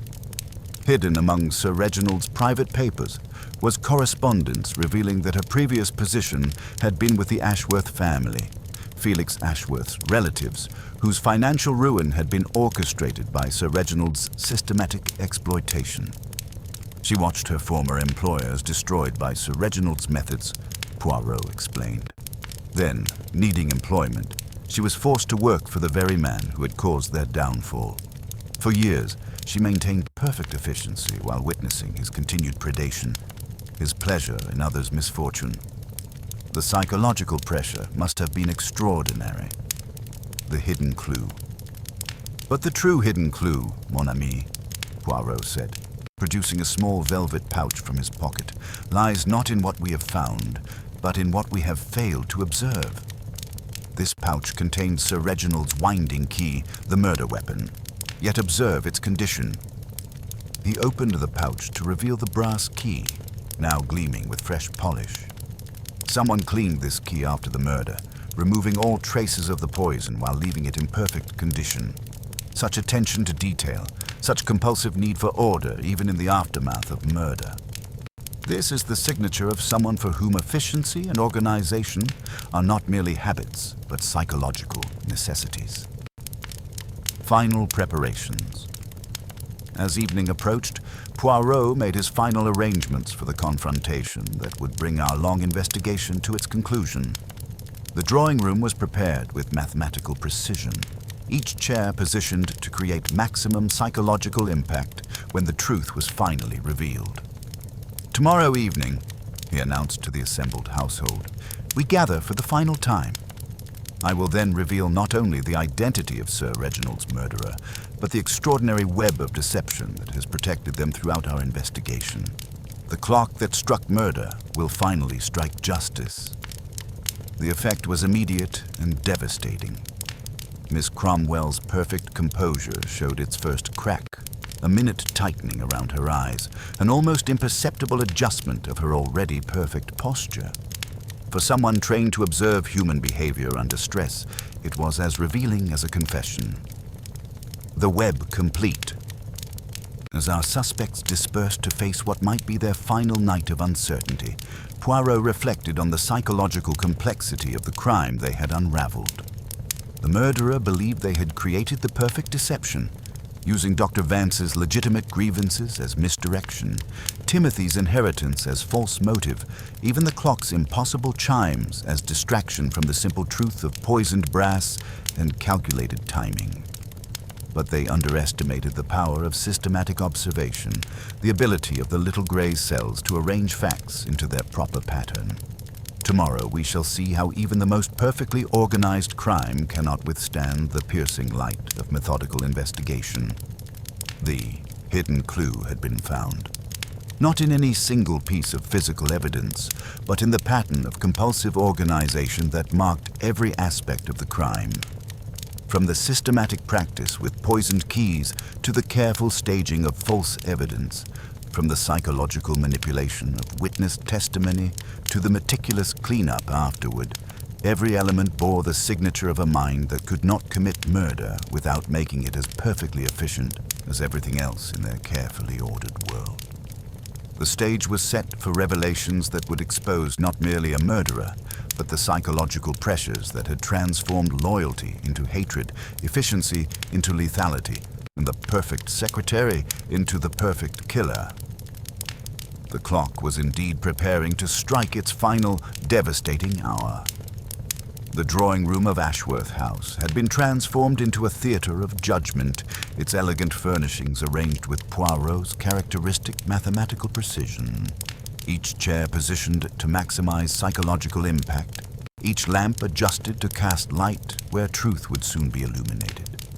The very air seemed to thrum with accumulated tension, as if the house itself had been holding its breath for days, waiting for this moment of revelation. As the appointed hour struck 8, our cast assembled with the reluctant inevitability of actors summoned for their final performance. Lady Margaret entered with the dignity that had sustained her through years of an unhappy marriage, though the strain showed in the shadows beneath her eyes. Felix Ashworth followed, his usually immaculate appearance betraying subtle signs of stress. A tie not quite perfectly centered, a cufflink that caught the light with nervous frequency. Young Timothy appeared genuinely relieved to be free of suspicion, though his face still bore the hollow quality of someone who had stared into the abyss of false accusation. Dr. Eleanor Vance maintained her scholarly bearing, yet I detected wariness in her intelligent eyes, the caution of someone who understood that brilliance provided no protection against Hercule Poirot's methodical revelations. Miss Sarah Cromwell entered last, as was her custom, having ensured that every detail met her exacting standards. Her appearance was, as always, beyond reproach, every hair in place, every element perfectly coordinated. Yet something in her manner suggested the brittle quality of crystal under stress, beautiful and functional, but vulnerable to precise pressure. The stage set for truth. Hercule Poirot positioned himself before the mantelpiece, his small figure commanding the room through sheer intellectual force. Inspector Morrison flanked him, notebook ready, while I took my position where I could observe both the great detective and his audience. Mesdames et messieurs, Poirot began, his accented voice carrying the gravity of final judgment. We gather tonight to conclude an investigation that has revealed truths more disturbing than any of us initially imagined. The murder of Sir Reginald Blackthorne was not merely the elimination of an individual, but the culmination of years of systematic cruelty and psychological torment. He paused, adjusting a slightly askew cushion with characteristic attention to order.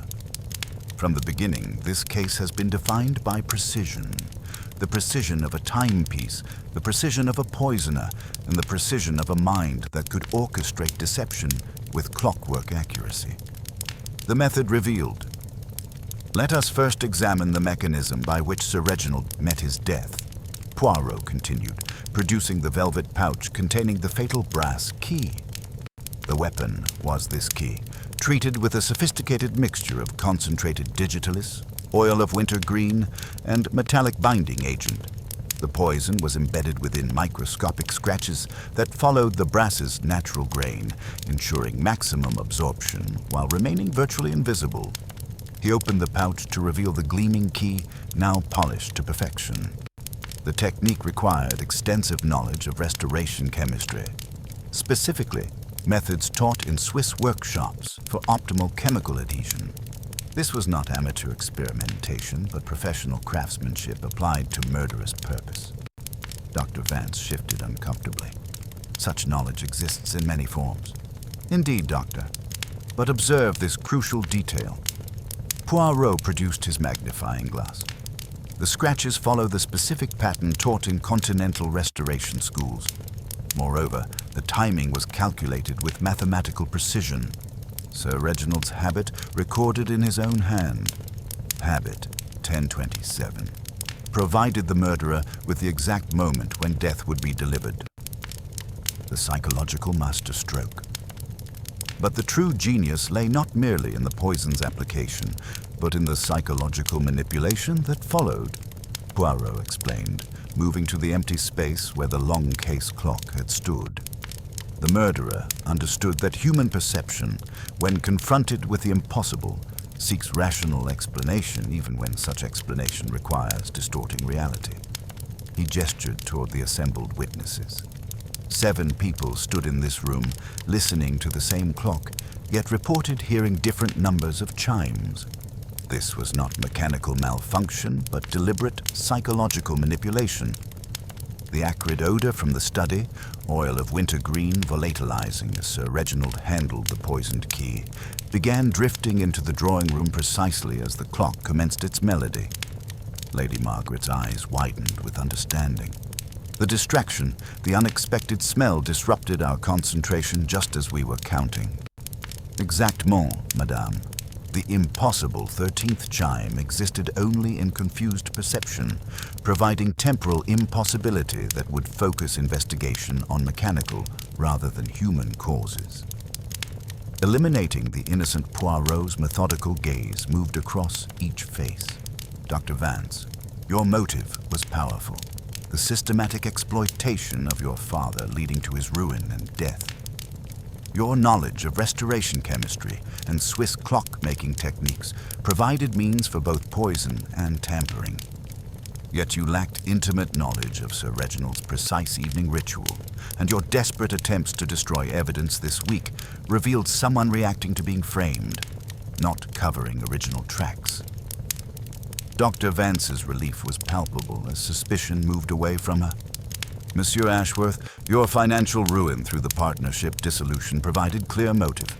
Yet you are a man of commerce, not chemistry. You lack the patience for basement workshops and microscopic precision. Moreover, destroying the long case clock would have severed your connections to the collecting world. Professional suicide for someone in your position. Ashworth's tension visibly decreased. Timothy, you were the convenient suspect. The planted evidence spoke too loudly. Digitalis research, mechanical drawings, chemical correspondence. But when I asked you to demonstrate your uncle's winding ritual, your attempt was clumsy, incorrect. You did not know the precise pauses and quarter turns that habit engraves upon familiar fingers. Timothy's shoulders sagged with relief. The perfect secretary. Consider instead, Poirot's voice took on a sharper edge. The one person to whom every door opened, every secret was revealed, who possessed intimate knowledge of Sir Reginald's most private routines, who could move through this house like a shadow, adjusting, arranging, correcting, and poisoning without question. His eyes settled on Miss Cromwell, who continued her methodical note-taking as if the accusations were merely administrative details. Miss Sarah Cromwell, your efficiency has been legendary, but efficiency in service of what cause? Let me tell you a story of the Ashworth family of Derbyshire. Not Felix's immediate relatives, but distant cousins, whose destruction you witnessed firsthand during 15 years of loyal service. Miss Cromwell's pen paused for the first time, hovering above the page like suspended judgment. You watched Sir Reginald orchestrate their financial ruin through systematic manipulation of shipping contracts and property loans. When they were finally destroyed, you found yourself unemployed at an age when finding new position becomes difficult. Economic necessity forced you to accept employment with the very man whose cruelty had destroyed everything you had served so faithfully. The psychological torment. For 3 years, you maintained perfect professional efficiency while processing correspondence with desperate families, arranging acquisition trips to exploit their misfortune, maintaining records of systematic exploitation, all while preserving the facade of loyal service. The psychological pressure must have been extraordinary. Miss Cromwell finally looked up from her notebook, her professional mask beginning to crack. "He was a monster," she said quietly, her voice carrying years of suppressed hatred. "He destroyed lives for pleasure, collected human misery as avidly as he collected timepieces." The breaking point came with his final plans. Poirot continued gently. The codicil transferring his collection to the museum would have ensured his posthumous reputation as a generous benefactor, while the families he destroyed remained forgotten. The injustice was unbearable. The confession. Miss Cromwell's composure finally shattered, tears flowing as years of suppressed emotion found expression. "I planned his death with the same methodical precision I brought to every task he assigned me. I studied restoration chemistry until I could create the perfect delivery system. I practiced with dozens of keys until the timing was flawless." Her voice grew stronger, carrying the conviction of someone finally speaking truth. "I arranged the psychological distraction, knowing how human perception could be manipulated. I planted evidence against Timothy to provide misdirection. I even cleaned the key afterward. I couldn't bear to leave my work untidy, even in murder. And the long case clock's destruction? Poirot inquired. When Dr. Vance began examining the collection's provenance, I realized the maker's plate would reveal connections to her father's ruin. I destroyed the clock to remove evidence, making it appear as vandalism rather than surgical precision. Justice and tragedy. As Inspector Morrison moved to make the arrest, Poirot raised a hand.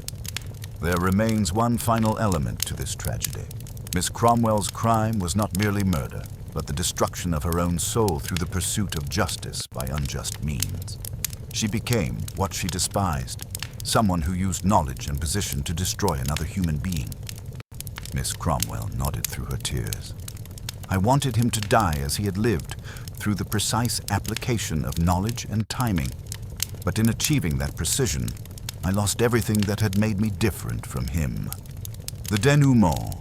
As Miss Cromwell was led away, her dignity intact despite her confession, Poirot reflected on the case's tragic complexity. The perfect secretary committed the perfect crime, yet her own moral nature made it impossible to escape the psychological consequences.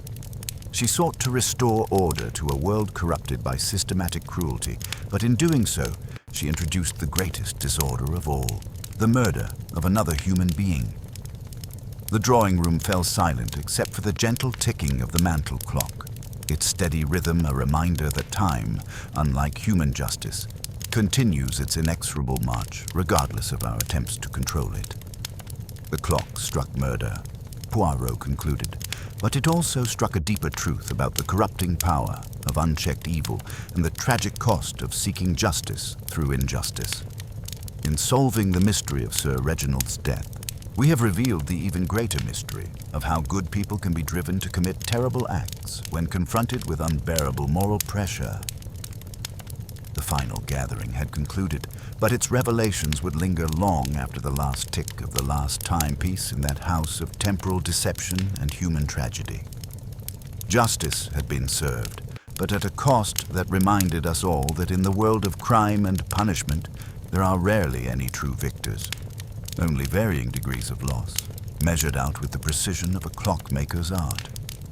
The drawing room of Ashworth House had been transformed into a theater of judgment, its elegant furnishings arranged with mathematical precision for this final act. As the appointed hour struck 8, our cast assembled with the reluctant inevitability of actors summoned for their ultimate performance. The very air seemed to pulse with accumulated tension, as if the house itself understood that truth was finally ready to emerge from the shadows where it had hidden behind the ticking of impossible clocks. Hercule Poirot positioned himself before the mantelpiece, his small figure commanding the room through sheer intellectual force. His green eyes moved systematically across each face.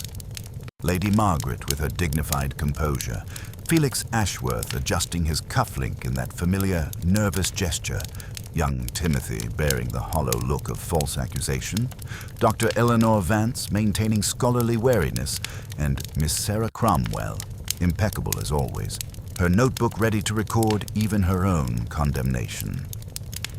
Mesdames et messieurs, Poirot began, his accented voice carrying the gravity of final judgment. We gather to conclude an investigation that has revealed truths more disturbing than any of us initially imagined.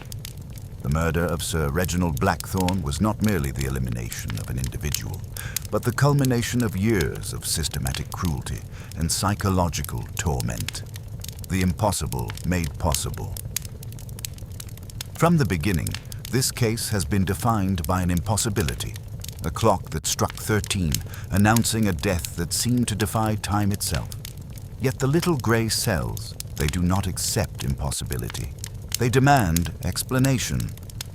Poirot moved to the empty space where the long case clock had stood. The 13th chime that so confused our witnesses never existed mechanically. Instead, our murderer created a masterpiece of psychological manipulation. He gestured toward the assembled witnesses. 7 people stood in this room, listening to the same clock, yet reported hearing different numbers of chimes. This was not mechanical malfunction, but deliberate sensory distraction. The acrid odor from the study, oil of wintergreen volatilizing as Sir Reginald handled the poisoned key, began drifting into this room precisely as the clock commenced its melody. Dr. Vance's eyes widened with understanding. The unexpected smell disrupted our concentration just as we were counting the chimes. Précisément, Doctor. The human mind, when confronted with an unpleasant sensory input during focused attention, becomes susceptible to error.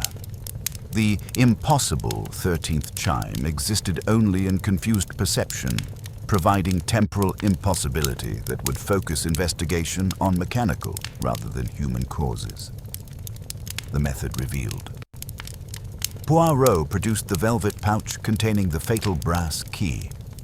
The weapon was this key, treated with a sophisticated mixture of concentrated digitalis, oil of wintergreen, and metallic binding agent. The poison was embedded within microscopic scratches that followed the brass's natural grain, ensuring maximum absorption while remaining virtually invisible. He opened the pouch to reveal the gleaming key, now polished to perfection. The technique required extensive knowledge of restorations chemistry, specifically methods taught in Swiss workshops for optimal chemical adhesion. This was not amateur experimentation, but professional craftsmanship applied to murderous purpose. Herr Zimmermann nodded grimly. The specific pattern of scratches, the precise application technique, this is continental restoration work of the highest order. And the timing, Poirot continued, producing the ghostly impression from Sir Reginald's blotter, was calculated with mathematical precision. Habit, 1027. Sir Reginald's own notation provided the murderer with the exact moment when death would be delivered. Eliminating the innocent Poirot's methodical gaze moved across each suspect. Dr. Vance, your motive was powerful. The systematic exploitation of your father leading to his ruin and suicide. Your knowledge of restoration chemistry and Swiss clock-making techniques provided means for both poison and tampering. Yet you lacked intimate knowledge of Sir Reginald's precise evening ritual. More tellingly, your desperate attempt to destroy evidence this week revealed someone reacting to being framed, not covering original tracks. Dr. Vance's relief was palpable as suspicion moved away from her. Monsieur Ashworth, your financial ruin through the partnership dissolution provided clear motive. Your business connections facilitated Sir Reginald's predatory acquisitions across Europe. Yet you are a man of commerce, not chemistry. You lack the patience for basement workshops and microscopic precision. Moreover, destroying the long case clock would have severed your connections to the collecting world. Professional suicide for someone in your position. Timothy, you were the convenient suspect. The planted evidence spoke too loudly. Digitalis research, mechanical drawings, chemical correspondence. But when I asked you to demonstrate your uncle's winding ritual, your attempt was clumsy, incorrect. You did not know the precise pauses and quarter turns that habit engraves upon familiar fingers. The perfect secretary. Consider instead, Poirot's voice took on a sharper edge, the one person to whom every door opened, every secret was revealed. Who possessed intimate knowledge of Sir Reginald's most private routines? Who could move through this house like a shadow, adjusting, arranging, correcting, and poisoning without question? His eyes settled on Miss Cromwell, who continued her methodical note-taking as if the accusations were merely administrative details. Miss Sarah Cromwell, your efficiency has been legendary, but efficiency in service of what cause? Poirot moved to Sir Reginald's acquisition records. These documents reveal your connection to the Ashworth family of Derbyshire. Not Felix's immediate relatives, but distant cousins whose destruction you witnessed firsthand during 15 years of loyal service. Miss Cromwell's pen paused for the first time, hovering above the page like suspended judgment. You watched Sir Reginald orchestrate their financial ruin through systematic manipulation of shipping contracts and property loans. When they were finally destroyed, you found yourself unemployed at an age when finding new position becomes difficult. Economic necessity forced you to accept employment with the very man whose cruelty had destroyed everything you had served so faithfully. The breaking point. For 3 years, you maintained perfect professional efficiency while processing correspondence with desperate families, arranging acquisition trips to exploit their misfortune, maintaining records of systematic exploitation, all while preserving the facade of loyal service. The psychological pressure must have been extraordinary. Miss Cromwell finally looked up from her notebook, her professional mask beginning to crack. "He was a monster," she said quietly, her voice carrying years of suppressed hatred. "He destroyed lives for pleasure, collected human misery as avidly as he collected timepieces." The breaking point came with his final plans, Poirot continued gently. The codicil transferring his collection to the museum would have ensured his posthumous reputation as a generous benefactor, while the families he destroyed remained forgotten. The injustice was unbearable, the perfect crime. You planned his death with the same methodical precision you brought to every task he assigned, Poirot explained, producing photographs of the basement workshop.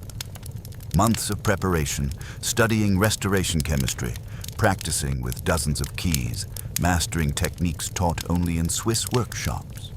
You created the perfect delivery system, ensuring maximum lethality while maintaining virtual invisibility. Miss Cromwell's composure finally shattered, tears flowing as years of suppressed emotion found expression. I arranged the psychological distraction, knowing how human perception could be manipulated. I planted evidence against Timothy to provide misdirection. I even cleaned the key afterward. I couldn't bear to leave my work untidy, even in murder. "And the long case clock's destruction?" Poirot inquired. When Dr. Vance began examining the collection's provenance, I realized the maker's plate would reveal connections to her father's ruin. I destroyed the clock to remove evidence, making it appear as vandalism rather than surgical precision. The confession. Miss Cromwell rose with dignity intact, her voice growing stronger as she finally spoke her truth. "I wanted him to die as he had lived, through the precise application of knowledge and timing. He deserved to experience the same methodical destruction he had visited upon others. I planned his death with the same efficiency I brought to managing his household, using his own obsession with precision to destroy him." She looked directly at Poirot. "I do not ask for forgiveness. I do not expect it. I committed murder, and I will face the consequences. But Sir Reginald's victims will finally have their justice, even if I cannot share in it." Justice and consequences. As Inspector Morrison moved to make the arrest, Poirot raised a hand. There remains one final element to this tragedy. Miss Cromwell's crime was not merely murder, but the destruction of her own soul through the pursuit of justice by unjust means. She became what she despised, someone who used knowledge and position to destroy another human being. Miss Cromwell nodded through her tears. In achieving that precision, I lost everything that had made me different from him. As the constables led her away, her departure was as orderly and composed as her life had been, a chilling testament to the disciplined mind that had planned and executed such an elaborate crime. Moral reflections. The drawing room fell silent except for the gentle ticking of the mantel clock. Lady Margaret spoke first, her voice carrying quiet determination. "I intend to establish a foundation that will return pieces to their rightful families where possible, and donate the remainder to museums with full disclosure of their history. Sir Reginald's legacy will be truth, not the false reputation he sought to purchase." Felix Ashworth, perhaps feeling the weight of his own complicity, spoke with unusual humility. "The press will have their field day with our business practices. Perhaps it's time such methods were exposed to public scrutiny." Timothy, surprisingly, showed remarkable maturity. "I want to help with the foundation. These families deserve more than just the return of their possessions. They deserve acknowledgement of what was done to them." Poirot's final observations. As the group began to disperse, Poirot remained by the mantelpiece, his expression reflecting both satisfaction at solving the puzzle and sadness at its human cost.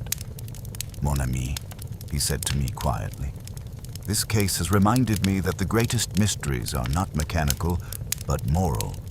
We can explain how Miss Cromwell committed her perfect crime, but the deeper question, whether her actions represent justice or merely revenge, will continue to puzzle the little gray cells long after the legal proceedings conclude." "Do you believe she was justified?" I asked. Poirot considered this with unusual gravity. "Justification is perhaps too strong a word, but I understand her motivation, and I cannot entirely condemn her actions. Sir Reginald's systematic cruelty created the very conditions that made his own destruction inevitable.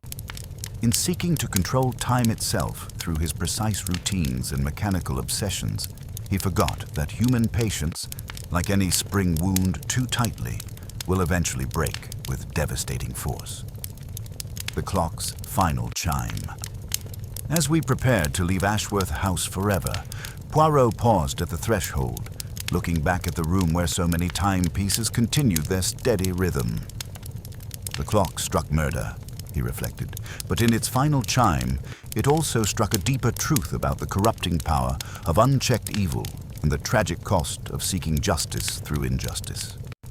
We have solved the mystery of Sir Reginald's death, but we have also confronted the greater mystery of how moral pressure can transform virtue into vice, efficiency into lethality." He adjusted his hat with characteristic precision. "Time, Hastings, reveals all truths eventually, both the crimes we commit and the justice we seek. Miss Cromwell's precision in planning and execution was matched only by the precision with which her own moral nature ultimately betrayed her to justice." As we stepped into the London evening, the distant sound of Big Ben chiming the hour reminded us that time, unlike human justice, continues its inexorable march, regardless of our attempts to control it.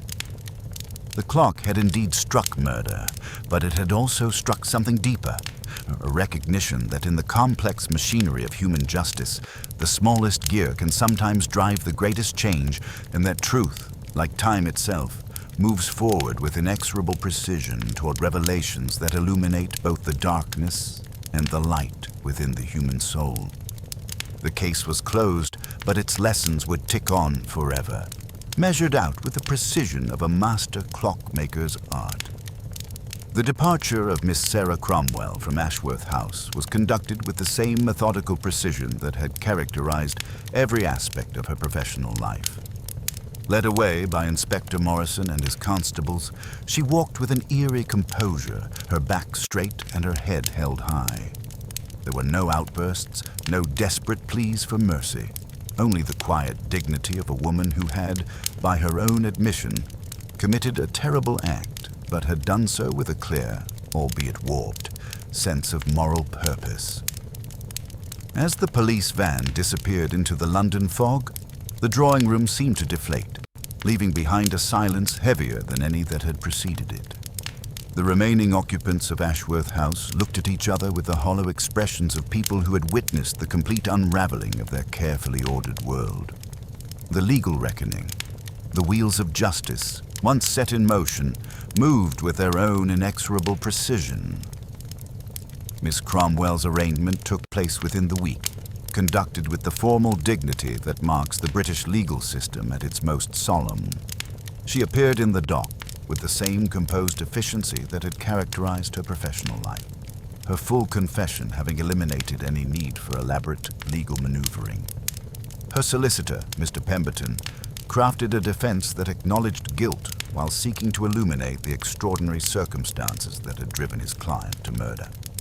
The systematic exploitation Sir Reginald had practiced across Europe, the psychological torment of serving the man who had destroyed her previous employers, the unbearable injustice of seeing him prepared to claim posthumous credit for generosity while his victims remained forgotten, all were presented with careful legal precision.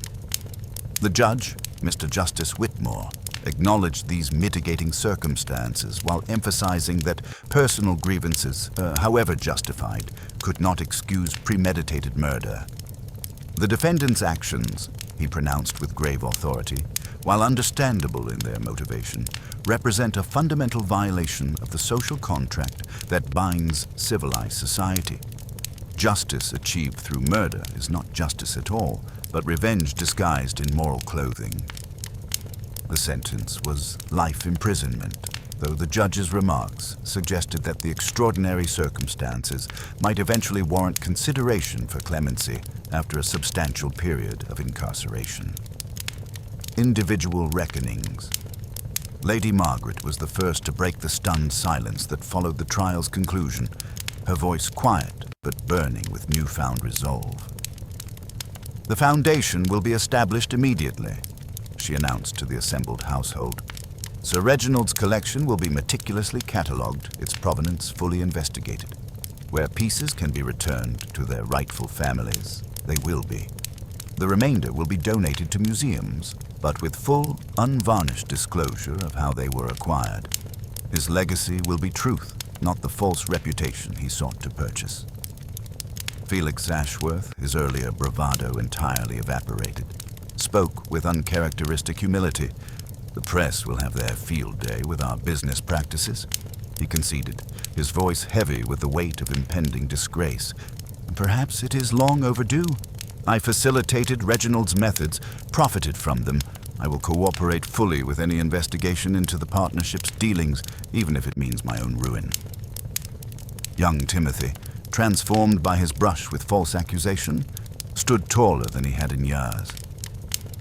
"I want to help with the foundation, Aunt Margaret," he offered, his voice surprisingly steady. "These families deserve more than just the return of their possessions. They deserve acknowledgement of what was done to them. I've spent too long ignoring Uncle Reginald's true nature." Dr. Eleanor Vance, her scholarly composure fully restored, approached Lady Margaret with quiet determination. "I would be honored to assist with the cataloging and provenance research. My expertise and my knowledge of the families Sir Reginald targeted could prove invaluable. This is an opportunity to correct historical wrongs, not merely to house artifacts." The Foundation's work. The Blackthorn Trust for Restitution and Provenance became a beacon of ethical collecting practices, its work extending far beyond the mere return of stolen treasures. Lady Margaret dissolved the shipping partnership and dedicated its remaining assets to the Foundation's mission, while Timothy relinquished any expectation of inheritance that might have been poisoned at its root. Within months, the Foundation had established contact with dozens of families across Europe whose treasures had passed through Sir Reginald's hands at desperate prices. Each returned piece carried with it a full accounting of its history, the circumstances of its original sale, the inadequate compensation provided, and the family's subsequent fate. The transparency was unprecedented in the collecting world and sent shockwaves throughout London's antiquarian community. The clock's memorial. Perhaps the most poignant symbol of the case's resolution came through Herr Zimmermann's painstaking restoration of the destroyed long-case clock. The Swiss clockmaker gathered its scattered components from the Persian carpet with the reverence of a priest collecting sacred vessels, spending weeks coaxing life back into brass and spring. But in the end, he did something that moved all who witnessed it more than any perfect restoration could have accomplished.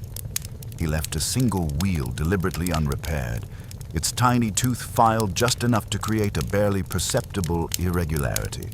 A flaw visible only to the trained eye, but audible in the clock's rhythm as a subtle reminder of imperfection in a world that valued precision above humanity.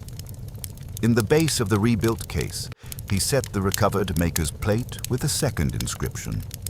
Reassembled in honesty after an act of dishonor. H. Zimmermann, 1938. The clock was donated not to any private collection, but to a public hall, where it chimed not merely the hour, but the cost of achieving it through human suffering. Letters from prison. Perhaps most remarkably, Miss Cromwell herself seemed to find a form of peace within the confines of Holloway Prison. Her letters to Lady Margaret, forwarded to Poirot with the writer's permission, revealed a mind finally free from the psychological torment that had driven her to murder. I've spent my life organizing other people's affairs with methodical precision, she wrote in her careful script. Now for the first time, I am organizing my own thoughts and examining my own soul with the same systematic attention. I discover that the efficiency I prized so highly was merely a mask for the rage I could not acknowledge, even to myself. Her correspondence revealed plans to establish educational programs for fellow inmates, applying her organizational skills to constructive rather than destructive purposes. If I cannot undo my crime, she continued, perhaps I can ensure that my remaining years serve some useful purpose. There is work to be done here, and I am, above all else, a woman who understands the value of productive work. Poirot's final reflections. As the immediate aftermath of the case settled into long-term consequences, Hercule Poirot found himself returning repeatedly to the moral complexities the investigation had revealed. During our evening conversations at his flat, he would often pause mid-sentence, his mind clearly drawn back to the questions Miss Cromwell's actions had raised about the nature of justice itself. "The little grey cells, mon ami," he mused one evening as we sat before the fire. "They are designed to solve puzzles, to arrange facts into logical patterns, but some truths resist such arrangement. Was Miss Cromwell a murderer who deserved punishment, or was she an instrument of justice operating outside legal constraints? The answer, I think, depends upon which lens we choose for our examination." He rose to adjust a photograph that had shifted slightly on the mantelpiece. That compulsive need for order that he shared in small measure with the woman whose precision had made murder possible. "What troubles me most," he continued, "is not her guilt, that is established beyond question, but the recognition that her methods, however morally reprehensible, achieved a form of justice that the legal system had failed to provide. Sir Reginald's victims received acknowledgement and restitution only because his death exposed his practices. Had he lived to execute his final plans, he would have died respected and honored, his cruelties forgotten. The broader impact. The case of the clock that struck murder became a sensation in the press, but more importantly, it exposed predatory collecting practices that had operated in shadows for decades. The systematic exploitation of desperate families, the use of financial crisis to acquire treasures at fractions of their value, the networks of informants who tracked vulnerable collections, all were laid bare by the Foundation's investigations. Museums across Europe began reviewing their own acquisition practices, while governments considered legislation to prevent the exploitation of families in financial distress. The ripple effects extended far beyond Sir Reginald's personal collection, touching every aspect of the international art and antiquities trade. Time's final lesson.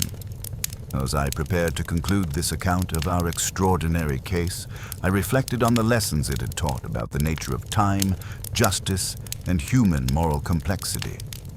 Miss Cromwell's crime had been timed with clockwork precision, yet its consequences would ripple through countless lives for years to come.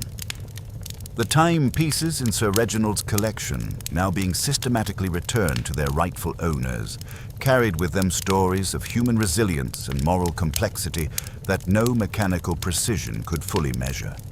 Each tick of each clock would henceforth mark not merely the passage of time, but the ongoing struggle between justice and revenge, between order and chaos, between the human heart's capacity for both cruelty and redemption. On our final visit to Ashworth House, now transformed into the Foundation's headquarters, Poirot paused before the empty space where the long case clock had once stood. The room seemed lighter somehow, as if the removal of Sir Reginald's oppressive presence had allowed truth to circulate more freely through its elegant spaces. "You see, Hastings," he said quietly, "the clocks can be made to lie, but only for a moment. It is the hearts that tell us how long the lie may live, and when it must strike the truth." Outside, the air had the clean bite that follows rain. Somewhere in the distance, a church bell chimed the hour. Only once. Perfectly. As we walked through the London streets, I found myself thinking of brass and bindings, of names engraved and names restored, and of a small, exacting Belgian who loves order enough to risk the disorder of seeing truly. The clock had indeed struck murder, but in its final chime, it had also struck something deeper, a recognition that even in the darkest circumstances, the human capacity for moral growth and redemption continues to tick forward with the persistence of time itself, measuring out possibilities for justice that transcend the limitations of any single legal system or individual act of vengeance. If there is justice in the world, it is not the swift drama of the gallows nor the smooth chime of a perfect timepiece. It is the slower, more stubborn ticking of truth, working its way into records and rooms, and sometimes even into hearts. And that, I believe, is a kind of mercy that time itself provides. The opportunity for redemption, measured out second by second, for those with the courage to seize it. Thus ended the affair of the clock that struck murder. Time, as ever, moved on. But for those of us who had listened too closely to its false notes, there remained afterward a clearer ear for the sound of things as they truly are.